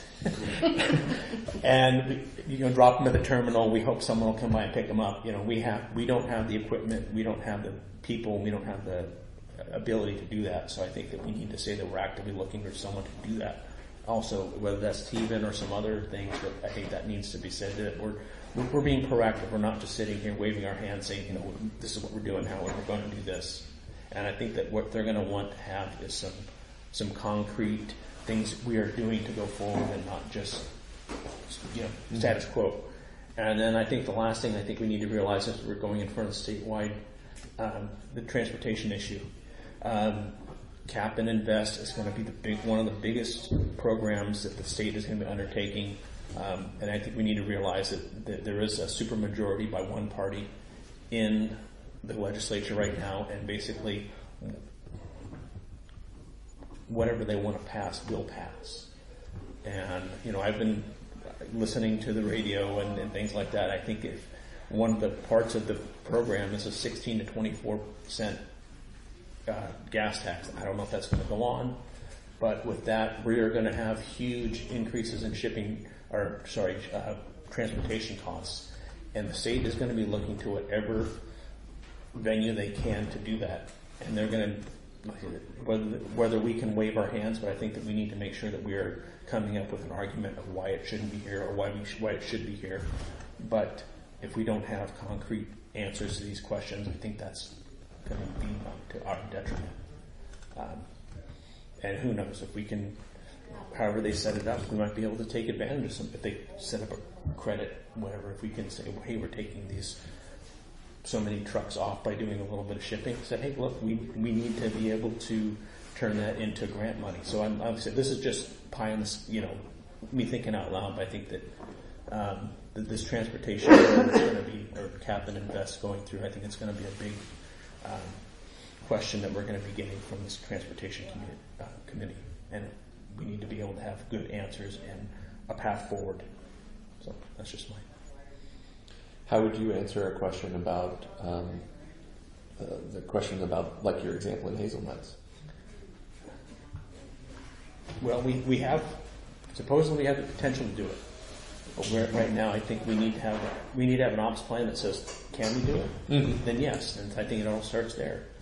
Yeah, definitely the ops plan is, and I think. And I know that's just my perception. I mean, everybody jump in. I thought we needed to look about what we're going to be asked and how we can bring our best foot forward. We are. I mean, I think you bring up a good point about the equipment and personnel to handle a particular product. It's not just as simple as talking to a grower and saying, hey, right, we want to ship your product. And I guess that's where I'm more of, I would say, we need an intermediary of sorts to facilitate that. And I'm assuming they're out there. I mean, these guys do move their product in some form or another. Mm-hmm. Well, that's what trip to the agriculture seminar was, to try to get those basic questions. Do you need a silo? Do you need an elevator? Do you do it in boxes? Do you do barges? I mean, just some basic information is what we're just now trying to figure out. So we're on the path of just getting the basics to understand for ourselves, that within our group we have an operations manager who can answer some of the broad questions about capability. Is it fair to say that the operations plan is on the priority list for port staff? Well, I wanted to make sure that we're talking about the same operation. You're talking about the terminal operations plan. Yeah. Aaron and I just talked about it this morning, and we both recognize that we need to, that plan was written for the TVIN log deal. Right. And so we need to go through that and generalize it for multiple types of shipping. And Well, uses of the terminal, not just, I mean, it should cover how the terminal is operated, right? I suppose that's probably true. The way it's written right now, it doesn't refer to anything other than shipping logs. Mm-hmm. So, But again, the take-home point to Walter's point is that the port staff is working on this. Is a point, I think, is, would you feel comfortable in us saying that well, we're not working on it today. it's a priority, isn't it, Yeah. Terry? You know, I mean, I think the other thing is the reality of having had this director of finance position and Yeah. GM position in flux, you know, and I mean, it has created some challenges just with workload, and so a lot of those things have not been touched. Okay. And Aaron and I are talking about how best to approach getting that piece of work done, recognizing it needs to be done. We'll be working on it soon. It's an upcoming priority Yeah. of the staff. It's been And- identified as a It's priority. been identified as a priority. The staff and the commission. I mean, it's important to. Yeah. I agree with you. It needs to take in not just shipping, but fishing and wave energy and agriculture and the unknown, and that we need to do a lot more homework and find out a lot more facts. Yeah, this isn't something that's That's okay. done overnight at all. Right. That's okay. Yeah. It's a long way to go on that one. But I think, again, if it comes up, you know, the port staff is aware of the importance, and the commission, and the importance of having a robust ops manual that covers these operations, and we're working on it. Yeah. Okay. So as a commission, we can set priority policy, that type of thing. Ultimately, the driver needs to come from the general manager as far as getting that done, right? Like the commission is going to make the ops plan. Right. So we've gotten some steps towards it. The Berger Band working on a deeper dive, starting a discussion with Teven. Sounds like you've had some discussions with Aaron's about space, how things would look, maybe some initial discussions with Sean Teven. And so, to me, I was thinking that the discussions with Teven might drive what the operation would look like and develop an operations plan there. What I don't know is down the road, if there's possibility for hazelnuts or whatever else, what does that look like? How does that integrate? I have no idea. But the driver of that's going to come from the general manager as far as the legwork and then the communication with the customers, with the commission. But we have started with Berger ABAM and then with Teven. I don't know how we develop an ops plan without knowing the customer. Right now, we've got Teven in mind. And I do think there is value in talking to, whether it's hazelnut growers or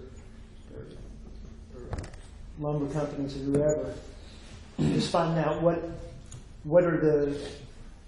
influences their decision making. It sounds like you found out some of that information from the last meeting packet. So anything that educates and brings things into focus. So I guess at this point, I don't know how concrete we can answer as far as an operations plan or whatever. Yeah, I don't It's think we need to develop one. Yeah. Yeah. The need is there. It's not developed. But, I mean, you brought up a good point that we can't lose sight of in all of everything we're talking about, and that's if the point we need to get to the transportation committee that I think is relevant also is the strategic business plan update and that deep dive. I mean, we've mentioned it in a couple of different places, but that really does need to be something that we highlight because it will help us chart a course for the future and that facility as well on some level. And it shows that we're being attentive to trying to put our best foot forward. And, you know, there's a concrete thing, as you were saying, that we're doing. Yeah.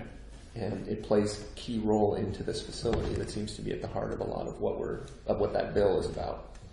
So I think, you know, I don't know why as I was making some notes about what to say to the transportation committee, I almost forgot about that. So I think that is a concrete thing that we can clearly show that the operations plan is in development.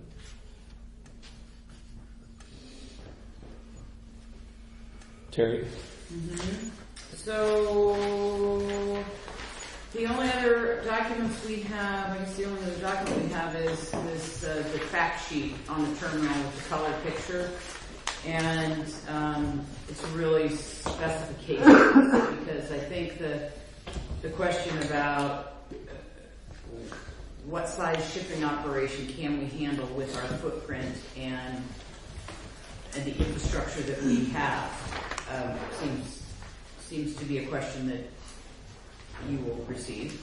And so I wanted to have all of I mean, again, this is not a set of talking points for you, but this is information to familiarize yourself with, and then we'll put this all on the website. But the picture, I asked Erin to designate the various available spaces of port-owned property.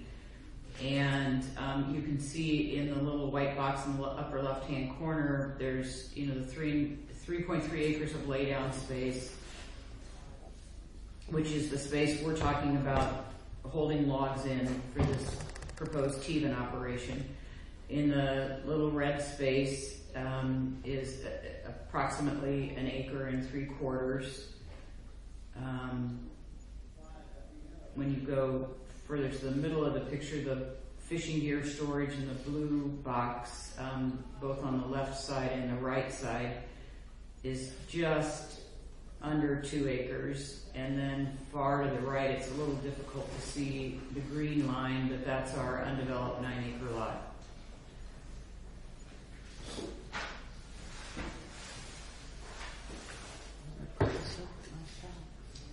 And the current gear storage that is on leased property from Rondis is just to the right of that red box, and that's roughly a 2-acre area.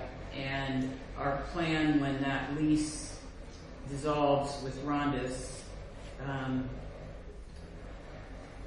we would reorganize gear storage to the 2 blue box areas, which is roughly the same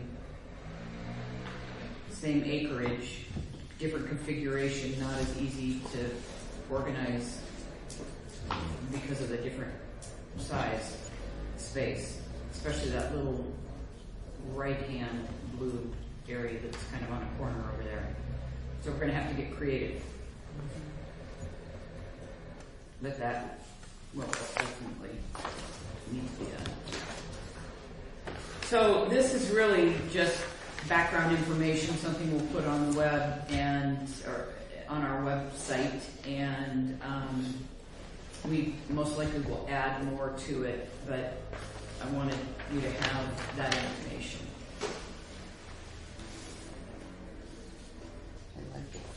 Yeah, I think this would be great information to have up on the website.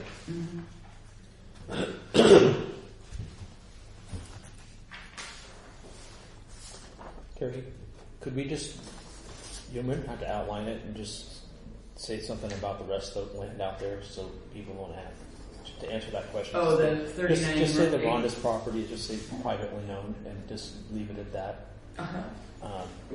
That way we Maybe don't. little lines across it or something.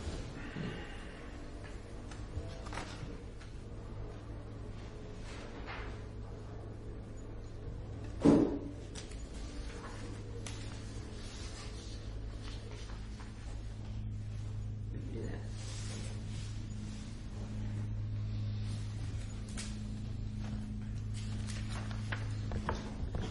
That's the That's what wealth you got. of information at the end of it. Do you have, I mean, as a sort of end product of all this, do you think you have, with the input that you got from us, you can synthesize this and send it out to us? What I'm not clear on is exactly, I would have to go back through all this and just validate it with you, but exactly what you want for talking points. We're going to do some graphs and some pie charts, and I'm assuming those are for the purpose of talking with people and sharing those with folks when you're meeting with them. Is that? Well, I mean, how does everybody feel about it? I mean, if we go chat with the Coastal Caucus, do we want to hand them stuff, or do we want to just simply talk to them? Yeah, Anything more on the page is going to get lost. I mean, a talking, just my, just me, just a page for when we go talk to people, and then have references to the rest of the stuff on the website, or talking points, and then a packet, not a packet, but 2 or 3 pages to hand to their aides, because their aides are the ones that are going to read it and disseminate the facts that we have on that, and then go back to whoever they're working for, and then tell them, say, well, we give them the person in charge or the legislator the main talking points, and then give a little bit more background to their aides and say, this is what we gave to so and so. This is some more reference, and then they would report back once they go back and give a more in-depth look at what we have done. So that's just my opinion. So we wanted a graph of the terminal revenue and a pie chart of. And is that something we're going to, like, back to your question, are we handing them or something, or we're just better preparing ourselves for Have it on the hand conversation? with the aides. Of one, What you're saying basically. and further information can be found on our website beyond that. And yeah, I guess I kind of feel like,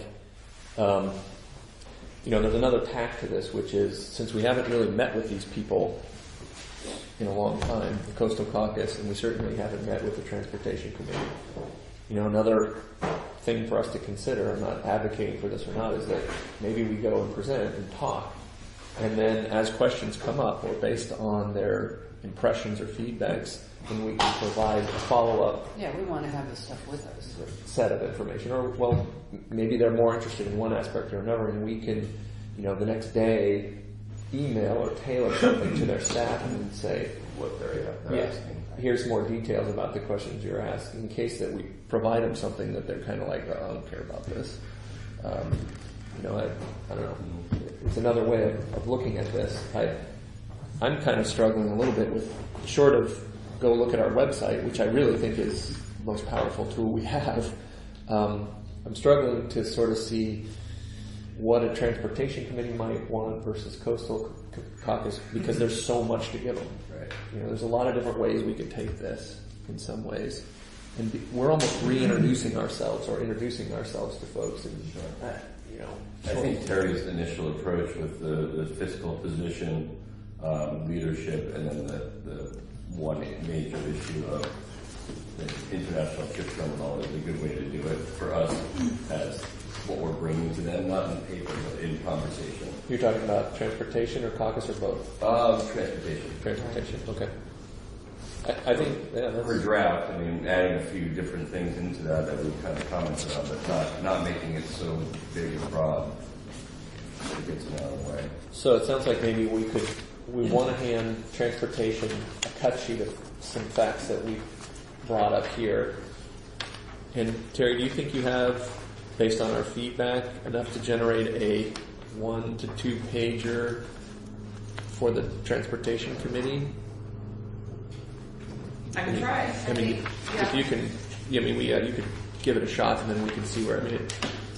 Is that kind of where you're thinking, based on what you've already provided here? Sure. I wasn't necessarily thinking of having to hand it to them, but it probably wouldn't be bad. Numbers get lost on people in conversation, so handing it to their staff people or more directly to them.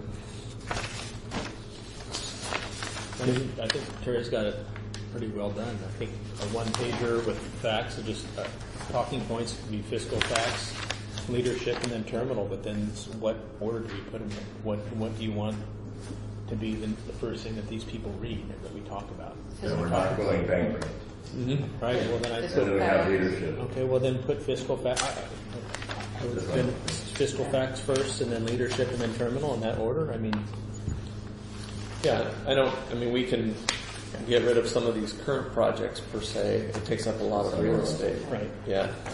But I think fiscal facts, leadership, international terminal, and again, something about the strategic business plan, those bigger That's in there. It goes to the stability. Yeah, but I mean, are they going to want to hear about our wastewater pump station? No. Yeah. So Summarizing some of those just projects. yeah. No, I think we put the project total and then highlight the seawall and Port Dock 5. Right. Yeah, and I think, and throwing in some color graph of, and I think, we had, as Sarah mentioned, we talked about a graph of operational revenue, operational expenses at the terminal, a net operating balance, which I think is really a key take home of this. If we're running short on space, I really think that, and I don't know if that's the right word, but that's the thing, what we're putting in the bank at the end of the year in real money is a really important point to remind these folks that, and I'm thinking transportation now, and whether or not we want to add a graph about the revenue at the international terminal if there's space. But, I think people like a mixture of facts and figures. Yeah. So I think that would get us a little ways down the line on, and then links to our website.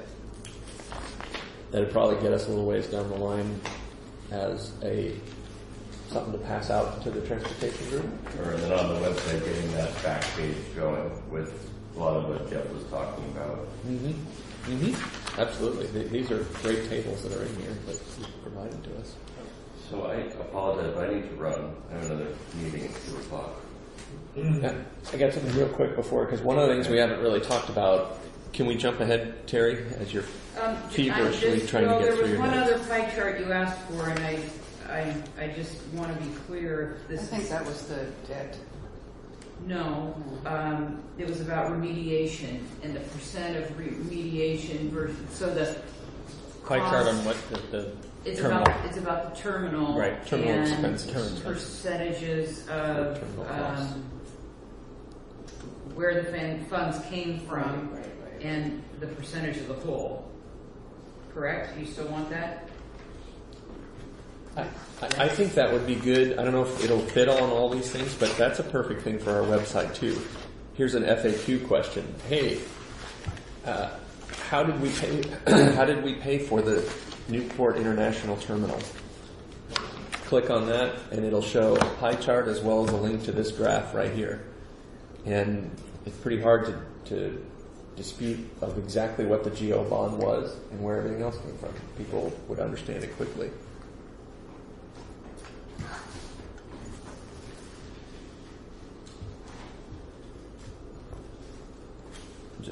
Okay. One of the things that we have to talk about is, okay, when are we going to go visit with folks? And I forwarded a copy of the resolution that we passed earlier last week, or that we passed last week. I forwarded it earlier this week. I've received responses from a number of folks in Salem. So I went ahead and drafted a short email, or somewhat customized emails to individual folks, the local media, as well as folks in Salem. And so those are the people that I felt like we wanted to meet with. The Coastal Caucus, our representatives, and people have been very interested in talking with us. I think this has definitely stirred up a lot of interest, clearly, not just because of us, but others as well, I'm sure. I think that we need to, and Terry's been able to reach out to the Coastal Caucus, and I just got an email this morning that said that they were able to meet with us at between 7:10 a.m. 7:10 and 7:30 on the 31st. I mean, that's the kind of scheduling that we're up against with a lot of these people. 7:10 to 7:30 in Salem. Yeah, and that was on the 31st. And I think what I'd like to do is, with the port staff's help, would be to have them schedule meetings, and this is what I wanted to review with you guys here real quick. My initial thoughts were that we should plan on meeting with, probably individually if we can, the co-chairs of the transportation, the Joint Committee on Transportation, and that's Senator Lee Beyer and Caddy McEwen. And Caddy's also on the Coastal Caucus, so I think we should probably try to schedule individual meetings with them. I think we need to schedule a time to present or to speak with the entire transportation committee as a whole. I think we should meet with Greg Smith, the chief sponsor of the bill that we have. I think we also need to, of course, meet with the entire Coastal Caucus and specifically individual meetings with David Brocksmith and Arnie Roebland as well.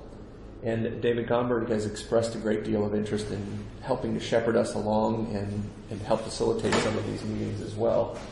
I mean, I'm sure there's others, but that was my initial take on who I felt like we needed to, as a commission, and we can only do this in pairs of 2, obviously, because we can't have more than 3 of us in the same place.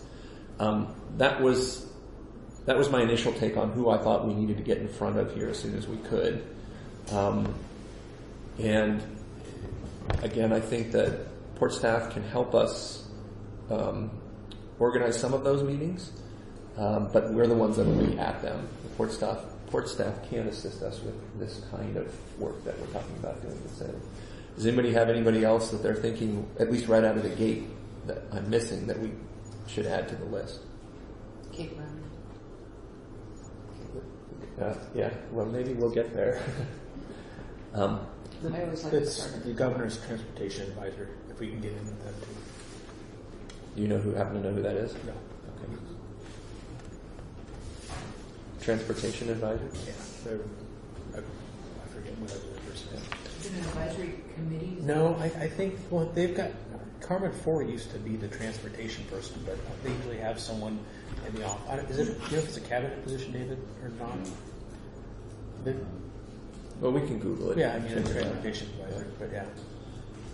And that, I think some other folks you guys may have heard tossed around, Mark Landauer and Dave Harlan, are also people that are very connected to ports and the workings of Salem. And I think they're not necessarily legislators, but they're facilitators as well. And I know Terry's been interfacing with them a little bit on. Talk to Dave's boss. Dave does some of the programs, but I think there's a couple people that are above Dave. Yeah. So. Okay. Yeah, and like I said, Terry's had some of these conversations already, but I wanted to throw out at least a preliminary list to the commission here to see if there's anybody I'm missing. Jeff, did you? I would think all co-sponsors, all members of the Transportation Committee, and all members of the Coastal Caucus. Individual meetings with them? That's 20 people. Yeah. I mean, it's going to be multiple visits, I think. Yeah, and I mean, they're going to be really busy up there too. So I mean, if they're, But I mean, it would be great if we could set that as a goal. But I think the priorities, there's more. Yeah, different priorities. Yeah. I understand that. Yeah. Well, I think we can, to your point, I think one of my thoughts is on the Transportation Committee, we could present to the entire committee, and then we can see where people are, if there are people that are really engaged that want more information, then we can reach out to them and set up individual times with them as well, at the very least. But I agree with you. I think the Coastal Caucus is an important part, because one of the things that we need to do, I think, as a commission, as a port, is get back in touch with these folks. We need to remind them that we're human and that we're here and that we're doing some good stuff. And that's going to mean not only meeting with them as a group, but individually as well. So in not wasting their time, we have to come out saying something that's all put together right away. I mean, how does it work, Walter? Did they ask questions, or you just are there to introduce yourself? I'm here to build, and we have to have an opening statement. I've only been to their meeting once. I mean, they basically ask questions. Mm-hmm. And Jeff and me ask us questions. And otherwise, talk to we'll be able to talk to them afterwards. That's the thing, is once you're up there, we're going to have a list, and it doesn't, you're always going to be dressed up to go meet them. It doesn't hurt to go around and at least talk to their staffers, or go around and say, hey, look, this is who I am, hand them your card and say, if so-and-so has some time, I'd like to talk to them. I'll be in town for the day or whatever. Well, I think that's what once we start calling all these people, we'll see how we can line them up to optimize the days that we're there, right, and the individual commissioners that are going to be there. I was told it's all FaceTime and back. Yeah, if you have an appointment in the morning, I wouldn't plan on going home right afterwards. I mean, if you're up there, take the time. They're going to want to see you, and you bet. If you're up there, take advantage of your time up there. So, The only meeting that we have confirmed at this point, and that was just as of a few minutes ago, right before this meeting, was at the Coastal Caucus on the 31st. And I think, Terry, I can go through this list with you again, and perhaps between us we can make some calls to see if we can schedule some of these other individual appointments with these folks on that same day to optimize that. I think the next question is arranging schedules of who can go and at what time. So I want to see where the appointments settle out. But I think in the initial sense, and I'll throw this out here as just an idea, I think I'd like the commission to consider, and if Jeff, if you're available, if perhaps Jeff and I can plan for the 31st at this point.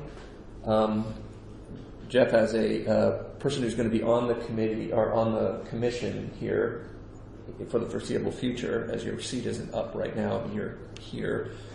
Sarah, as the vice president, you're going to be out of town, right? So I'd like to propose we start there, and then we'll see where these other appointments settle out, and that way we can get Jim and Sarah and Walter up there, because I think the important thing is they don't just want to hear from one person. I think it's important for us as a commission to show we're there. So how do people feel about Jeff and I taking a crack at this on the 31st? Sounds good. Walter, are you all right with that? Set that alarm clock early. I should ask this most importantly. Jeff, are you okay with that? Okay. So why don't we take it from there, and we'll just keep everybody posted as we make these appointments. And I'd take advantage of David Gomberg's advice. I mean, or not his advice, but his offer. And said, David, can get us into as many of these offices as he can, and let him. He's there, and let him get working. And he's expressed certainly a willingness to help us out with that. Beyond just the formal meetings. Yeah. And just say, hey, David, set us up. This is when we're going to be up there. If you can set us up with some other appointments with some of the committee members and Coastal Caucus members, please do that. So. You can meet with McCowan after the Coastal Caucus meeting further, as being on the Joint Transportation Committee, that would be great. It's going to be an interesting scheduling, because I know we're going to get, I can meet with you between 2 and 4 on Wednesday, and I can be here at 1 o'clock on Thursday. So everyone's going to have to be a little flexible, but make no mistake, everybody's going to need to be getting up there. So I'll keep everybody posted on a schedule for that if we're all comfortable with that. And Terry, are you okay with that? Yeah, I just want to echo what Walter said. My experience has been that if you've got somebody like David Gomberg who has made the offer, let's work with his office and say, we're going to be there on the 31st.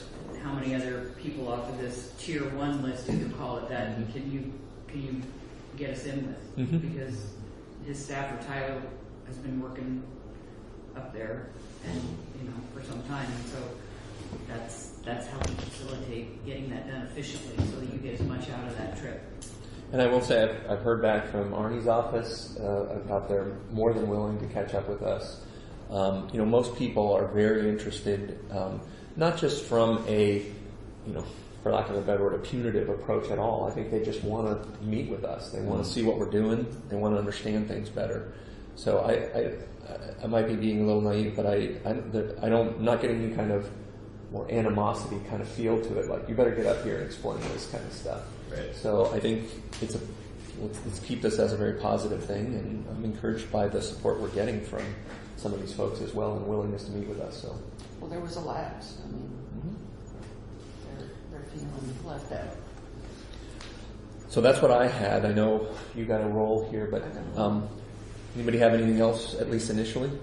Doodle availability. Well, as soon as we figure out when we have these meetings is the first step. So, any other thoughts, questions, concerns? If we can start earlier than the 31st, I have no idea how much time's of the essence here. Of course, the sooner the better, but I don't know the timing on what we expect for the bill going through the committee and possibly out, if it makes it out. I don't know if there's a way to get a sense of that in order to help inform us how we need to proceed, but something you had to ask David. So what they meet twice a week, Wednesdays and Fridays. Coastal Caucus does. Yeah. No, the committee. Transportation Committee. Yeah, transportation meets so Monday the at 3 one, and Wednesday at 5. So usually the first, well, yesterday was like, I would guess was just an introduction. Mm-hmm. And they're probably going to get down to business starting tomorrow, and I think we should be able to get more feedback once they start meeting. Well, maybe Arnie can facilitate maybe more people, not official meetings, glad hand around a little bit. Yeah, absolutely. But and I think just like what you're saying, Jeff, we'll find out more about that. Hopefully we can get in touch with Lee Beyer on our 31st meeting, the chair of that committee, and at least be able to answer the urgency question of how quickly. And I can't imagine they would want to have a hearing on this without being willing to listen to us as well. So hopefully we'll be able to get in front of these guys here pretty quick. And their agendas are, I haven't looked at them lately, but I know they'll start posting their agendas, and who knows what they're thinking. I mean, they could have it next week. You never know. I mean, so we need to be on top of that. So there will be 1-2 meetings before the 31st. Well, their agendas, you guys can all sign up for their bill tracking, and the committee tracking. So, good idea to do that, and that's where their agendas are posted. So, but again, we'll reach out to their staffers so that they know we're ready, willing, and able, and want to get in front of them, and hopefully that'll help. Can we take Mark with us? I know he loves that. No politics for Mark. Okay, anybody have anything else here? I know we've been here for a little while. Commission, we good? Terry, anything else for us? Nope. I'll catch up with you a little more afterwards. Before we gavel close, any public comments? Last public comment. State your name. David James, live here in Newport. Just a couple quick things. You guys did a lot of work today. It's great. It's a great job. I was going to reference this little photo here. Actually, about a year and a half ago, I actually did the same thing. Mine shows a little bit different, so a lot of you don't have the history that's involved with the terminals, but there is areas, mine's more defined on what the port property is. It shows the uses. But one thing that's not defined on yours is the Hennebeek. The Hennebeek is a critical point. I have the KPF's engineering studies on the Hennebeek, on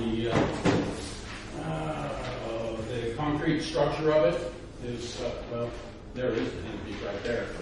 But the investigation was done by Tommy Rutherford and Craig Taunton. Craig Taunton, actually, he went up to Powell River and examined some of the ghost fleet up there that was sitting up there at Powell River. Anyway, it's a big area and it's a light use area. You guys got to remember that, because underneath the findings, it gave it a 5 to 30 year lifespan. And when that collapses, you're going to have a big hole there. Mm-hmm. And so you really need to respect that engineering report. I think it's critical, and it's not shown on your document. And the other part that's not shown is your hazardous waste dump site. You got a half an acre of hazardous waste that's close to Sarah. But that can't be disturbed or built on. I believe it's class 5 hazardous material that was buried there in 2000. That was with the membrane? Yeah, 1999, but you can't build on it or disturb it. You got to take that into account. And so those are things that I did mark on mine. I did mark the Hennebeek, showed the area on that. It's a pretty large area where the Hennebeek rests. And it is pretty delicate, if you look at the report. And the other thing I see is that, you guys did a lot of work and you mentioned a lot of stuff. So one of the things that I found is, and I think it was during the state did their strategic business plan in 2010. It was updated because they'd done one 10 years or 15 years prior to that. But economic development's a big thing. And the port can really hang their hat on economic development, the Port of Newport especially, because they've really done a lot with economic development. And that's one big thing that the state looks at, because there's a hell of a lot of revenue that comes in through economic development. If you take in OSU, the port's property that OSU is sitting on, you look at the port's property that they gave to the aquarium, you look at economic development, I know that Rogue Ale is a lease, but it's not a destination. It's a point of destination in Newport. People come to Newport to go to Rogue Ale. But we've done so much with economic development, I don't think you can ignore that. And I do believe that a lot of state people don't really realize that what we've done in economic development. But like I'm saying, in the Oregon Strategic Business Plan, they did identify coastal ports as being big driving forces for economic development. So And anyway, in the fishing industry, we will have a presence over in Salem also. We are going to be there and with others, so hope to see you there. Thank you. Right. Thank you. Anyone else? Yes. Yeah, just a couple comments. Just as an old guy. Make sure you state your name. Jim Klein, Grove. A couple comments. I think, or you asked, how does this process start? As you walk and see, having done it numerous times. Mm-hmm. Hey, tell them what you're going to tell them. Tell them and tell them again. That's basically, hey, I'm here to do this. Because they're not going to study you and what your needs are before. That's what they're there to do. Okay, so understand your salary at this point in time. That's the position you got to take. At least my opinion. So be prepared to go in and make a pitch. The other thing I would say is, and it follows up with what David just said, economic development is a big thing. And if I'm that guy on the other side, the legislator, sitting there, one of the questions, we've talked about a lot of stuff, a lot of great stuff. One of the questions that I would ask you, playing devil's advocate, what's your goal? We talk about all the underneath stuff, the onboarding, all the operational things, a lot of good stuff. But what is your goal? And I think I take that more to the international port, subject, because that's where all this really started. Is if you have a goal of get $1.4 million or $400,000 to grow that business along by maintaining and growing the fishing, the midwater trawl, etc., and growing other businesses, whatever they may be. Could be shipping, could be leases, could be whatever it might be. Whatever it might be, it doesn't have to be defined yet, but you need to have a goal. Because that's what they're going to ask. That's the leadership that you need to provide. My 2 cents. Great. Thank you. Anyone else? I'm Helen Ward. I'm from Newport, and you've done a wonderful job, and I'm really impressed. I just have one suggestion. You've worked a lot on the how, but you haven't worked on the why. And the reason I say that is that there would still be a board. I mean, it would be state appointed. Why wouldn't they do as good a job? And I think that the why is what the Transportation Department Committee needs to hear about. And I have strong feelings for the why, but you need to tell them. And I think that's the beginning. Yeah. Thank you. Yeah, thanks. Great. For now. We got the why, the what, the destination. Yeah, I really, it's the why. Excellent. Anyone else? All right. Nothing heard. I'll go ahead and adjourn the meeting at 2:17.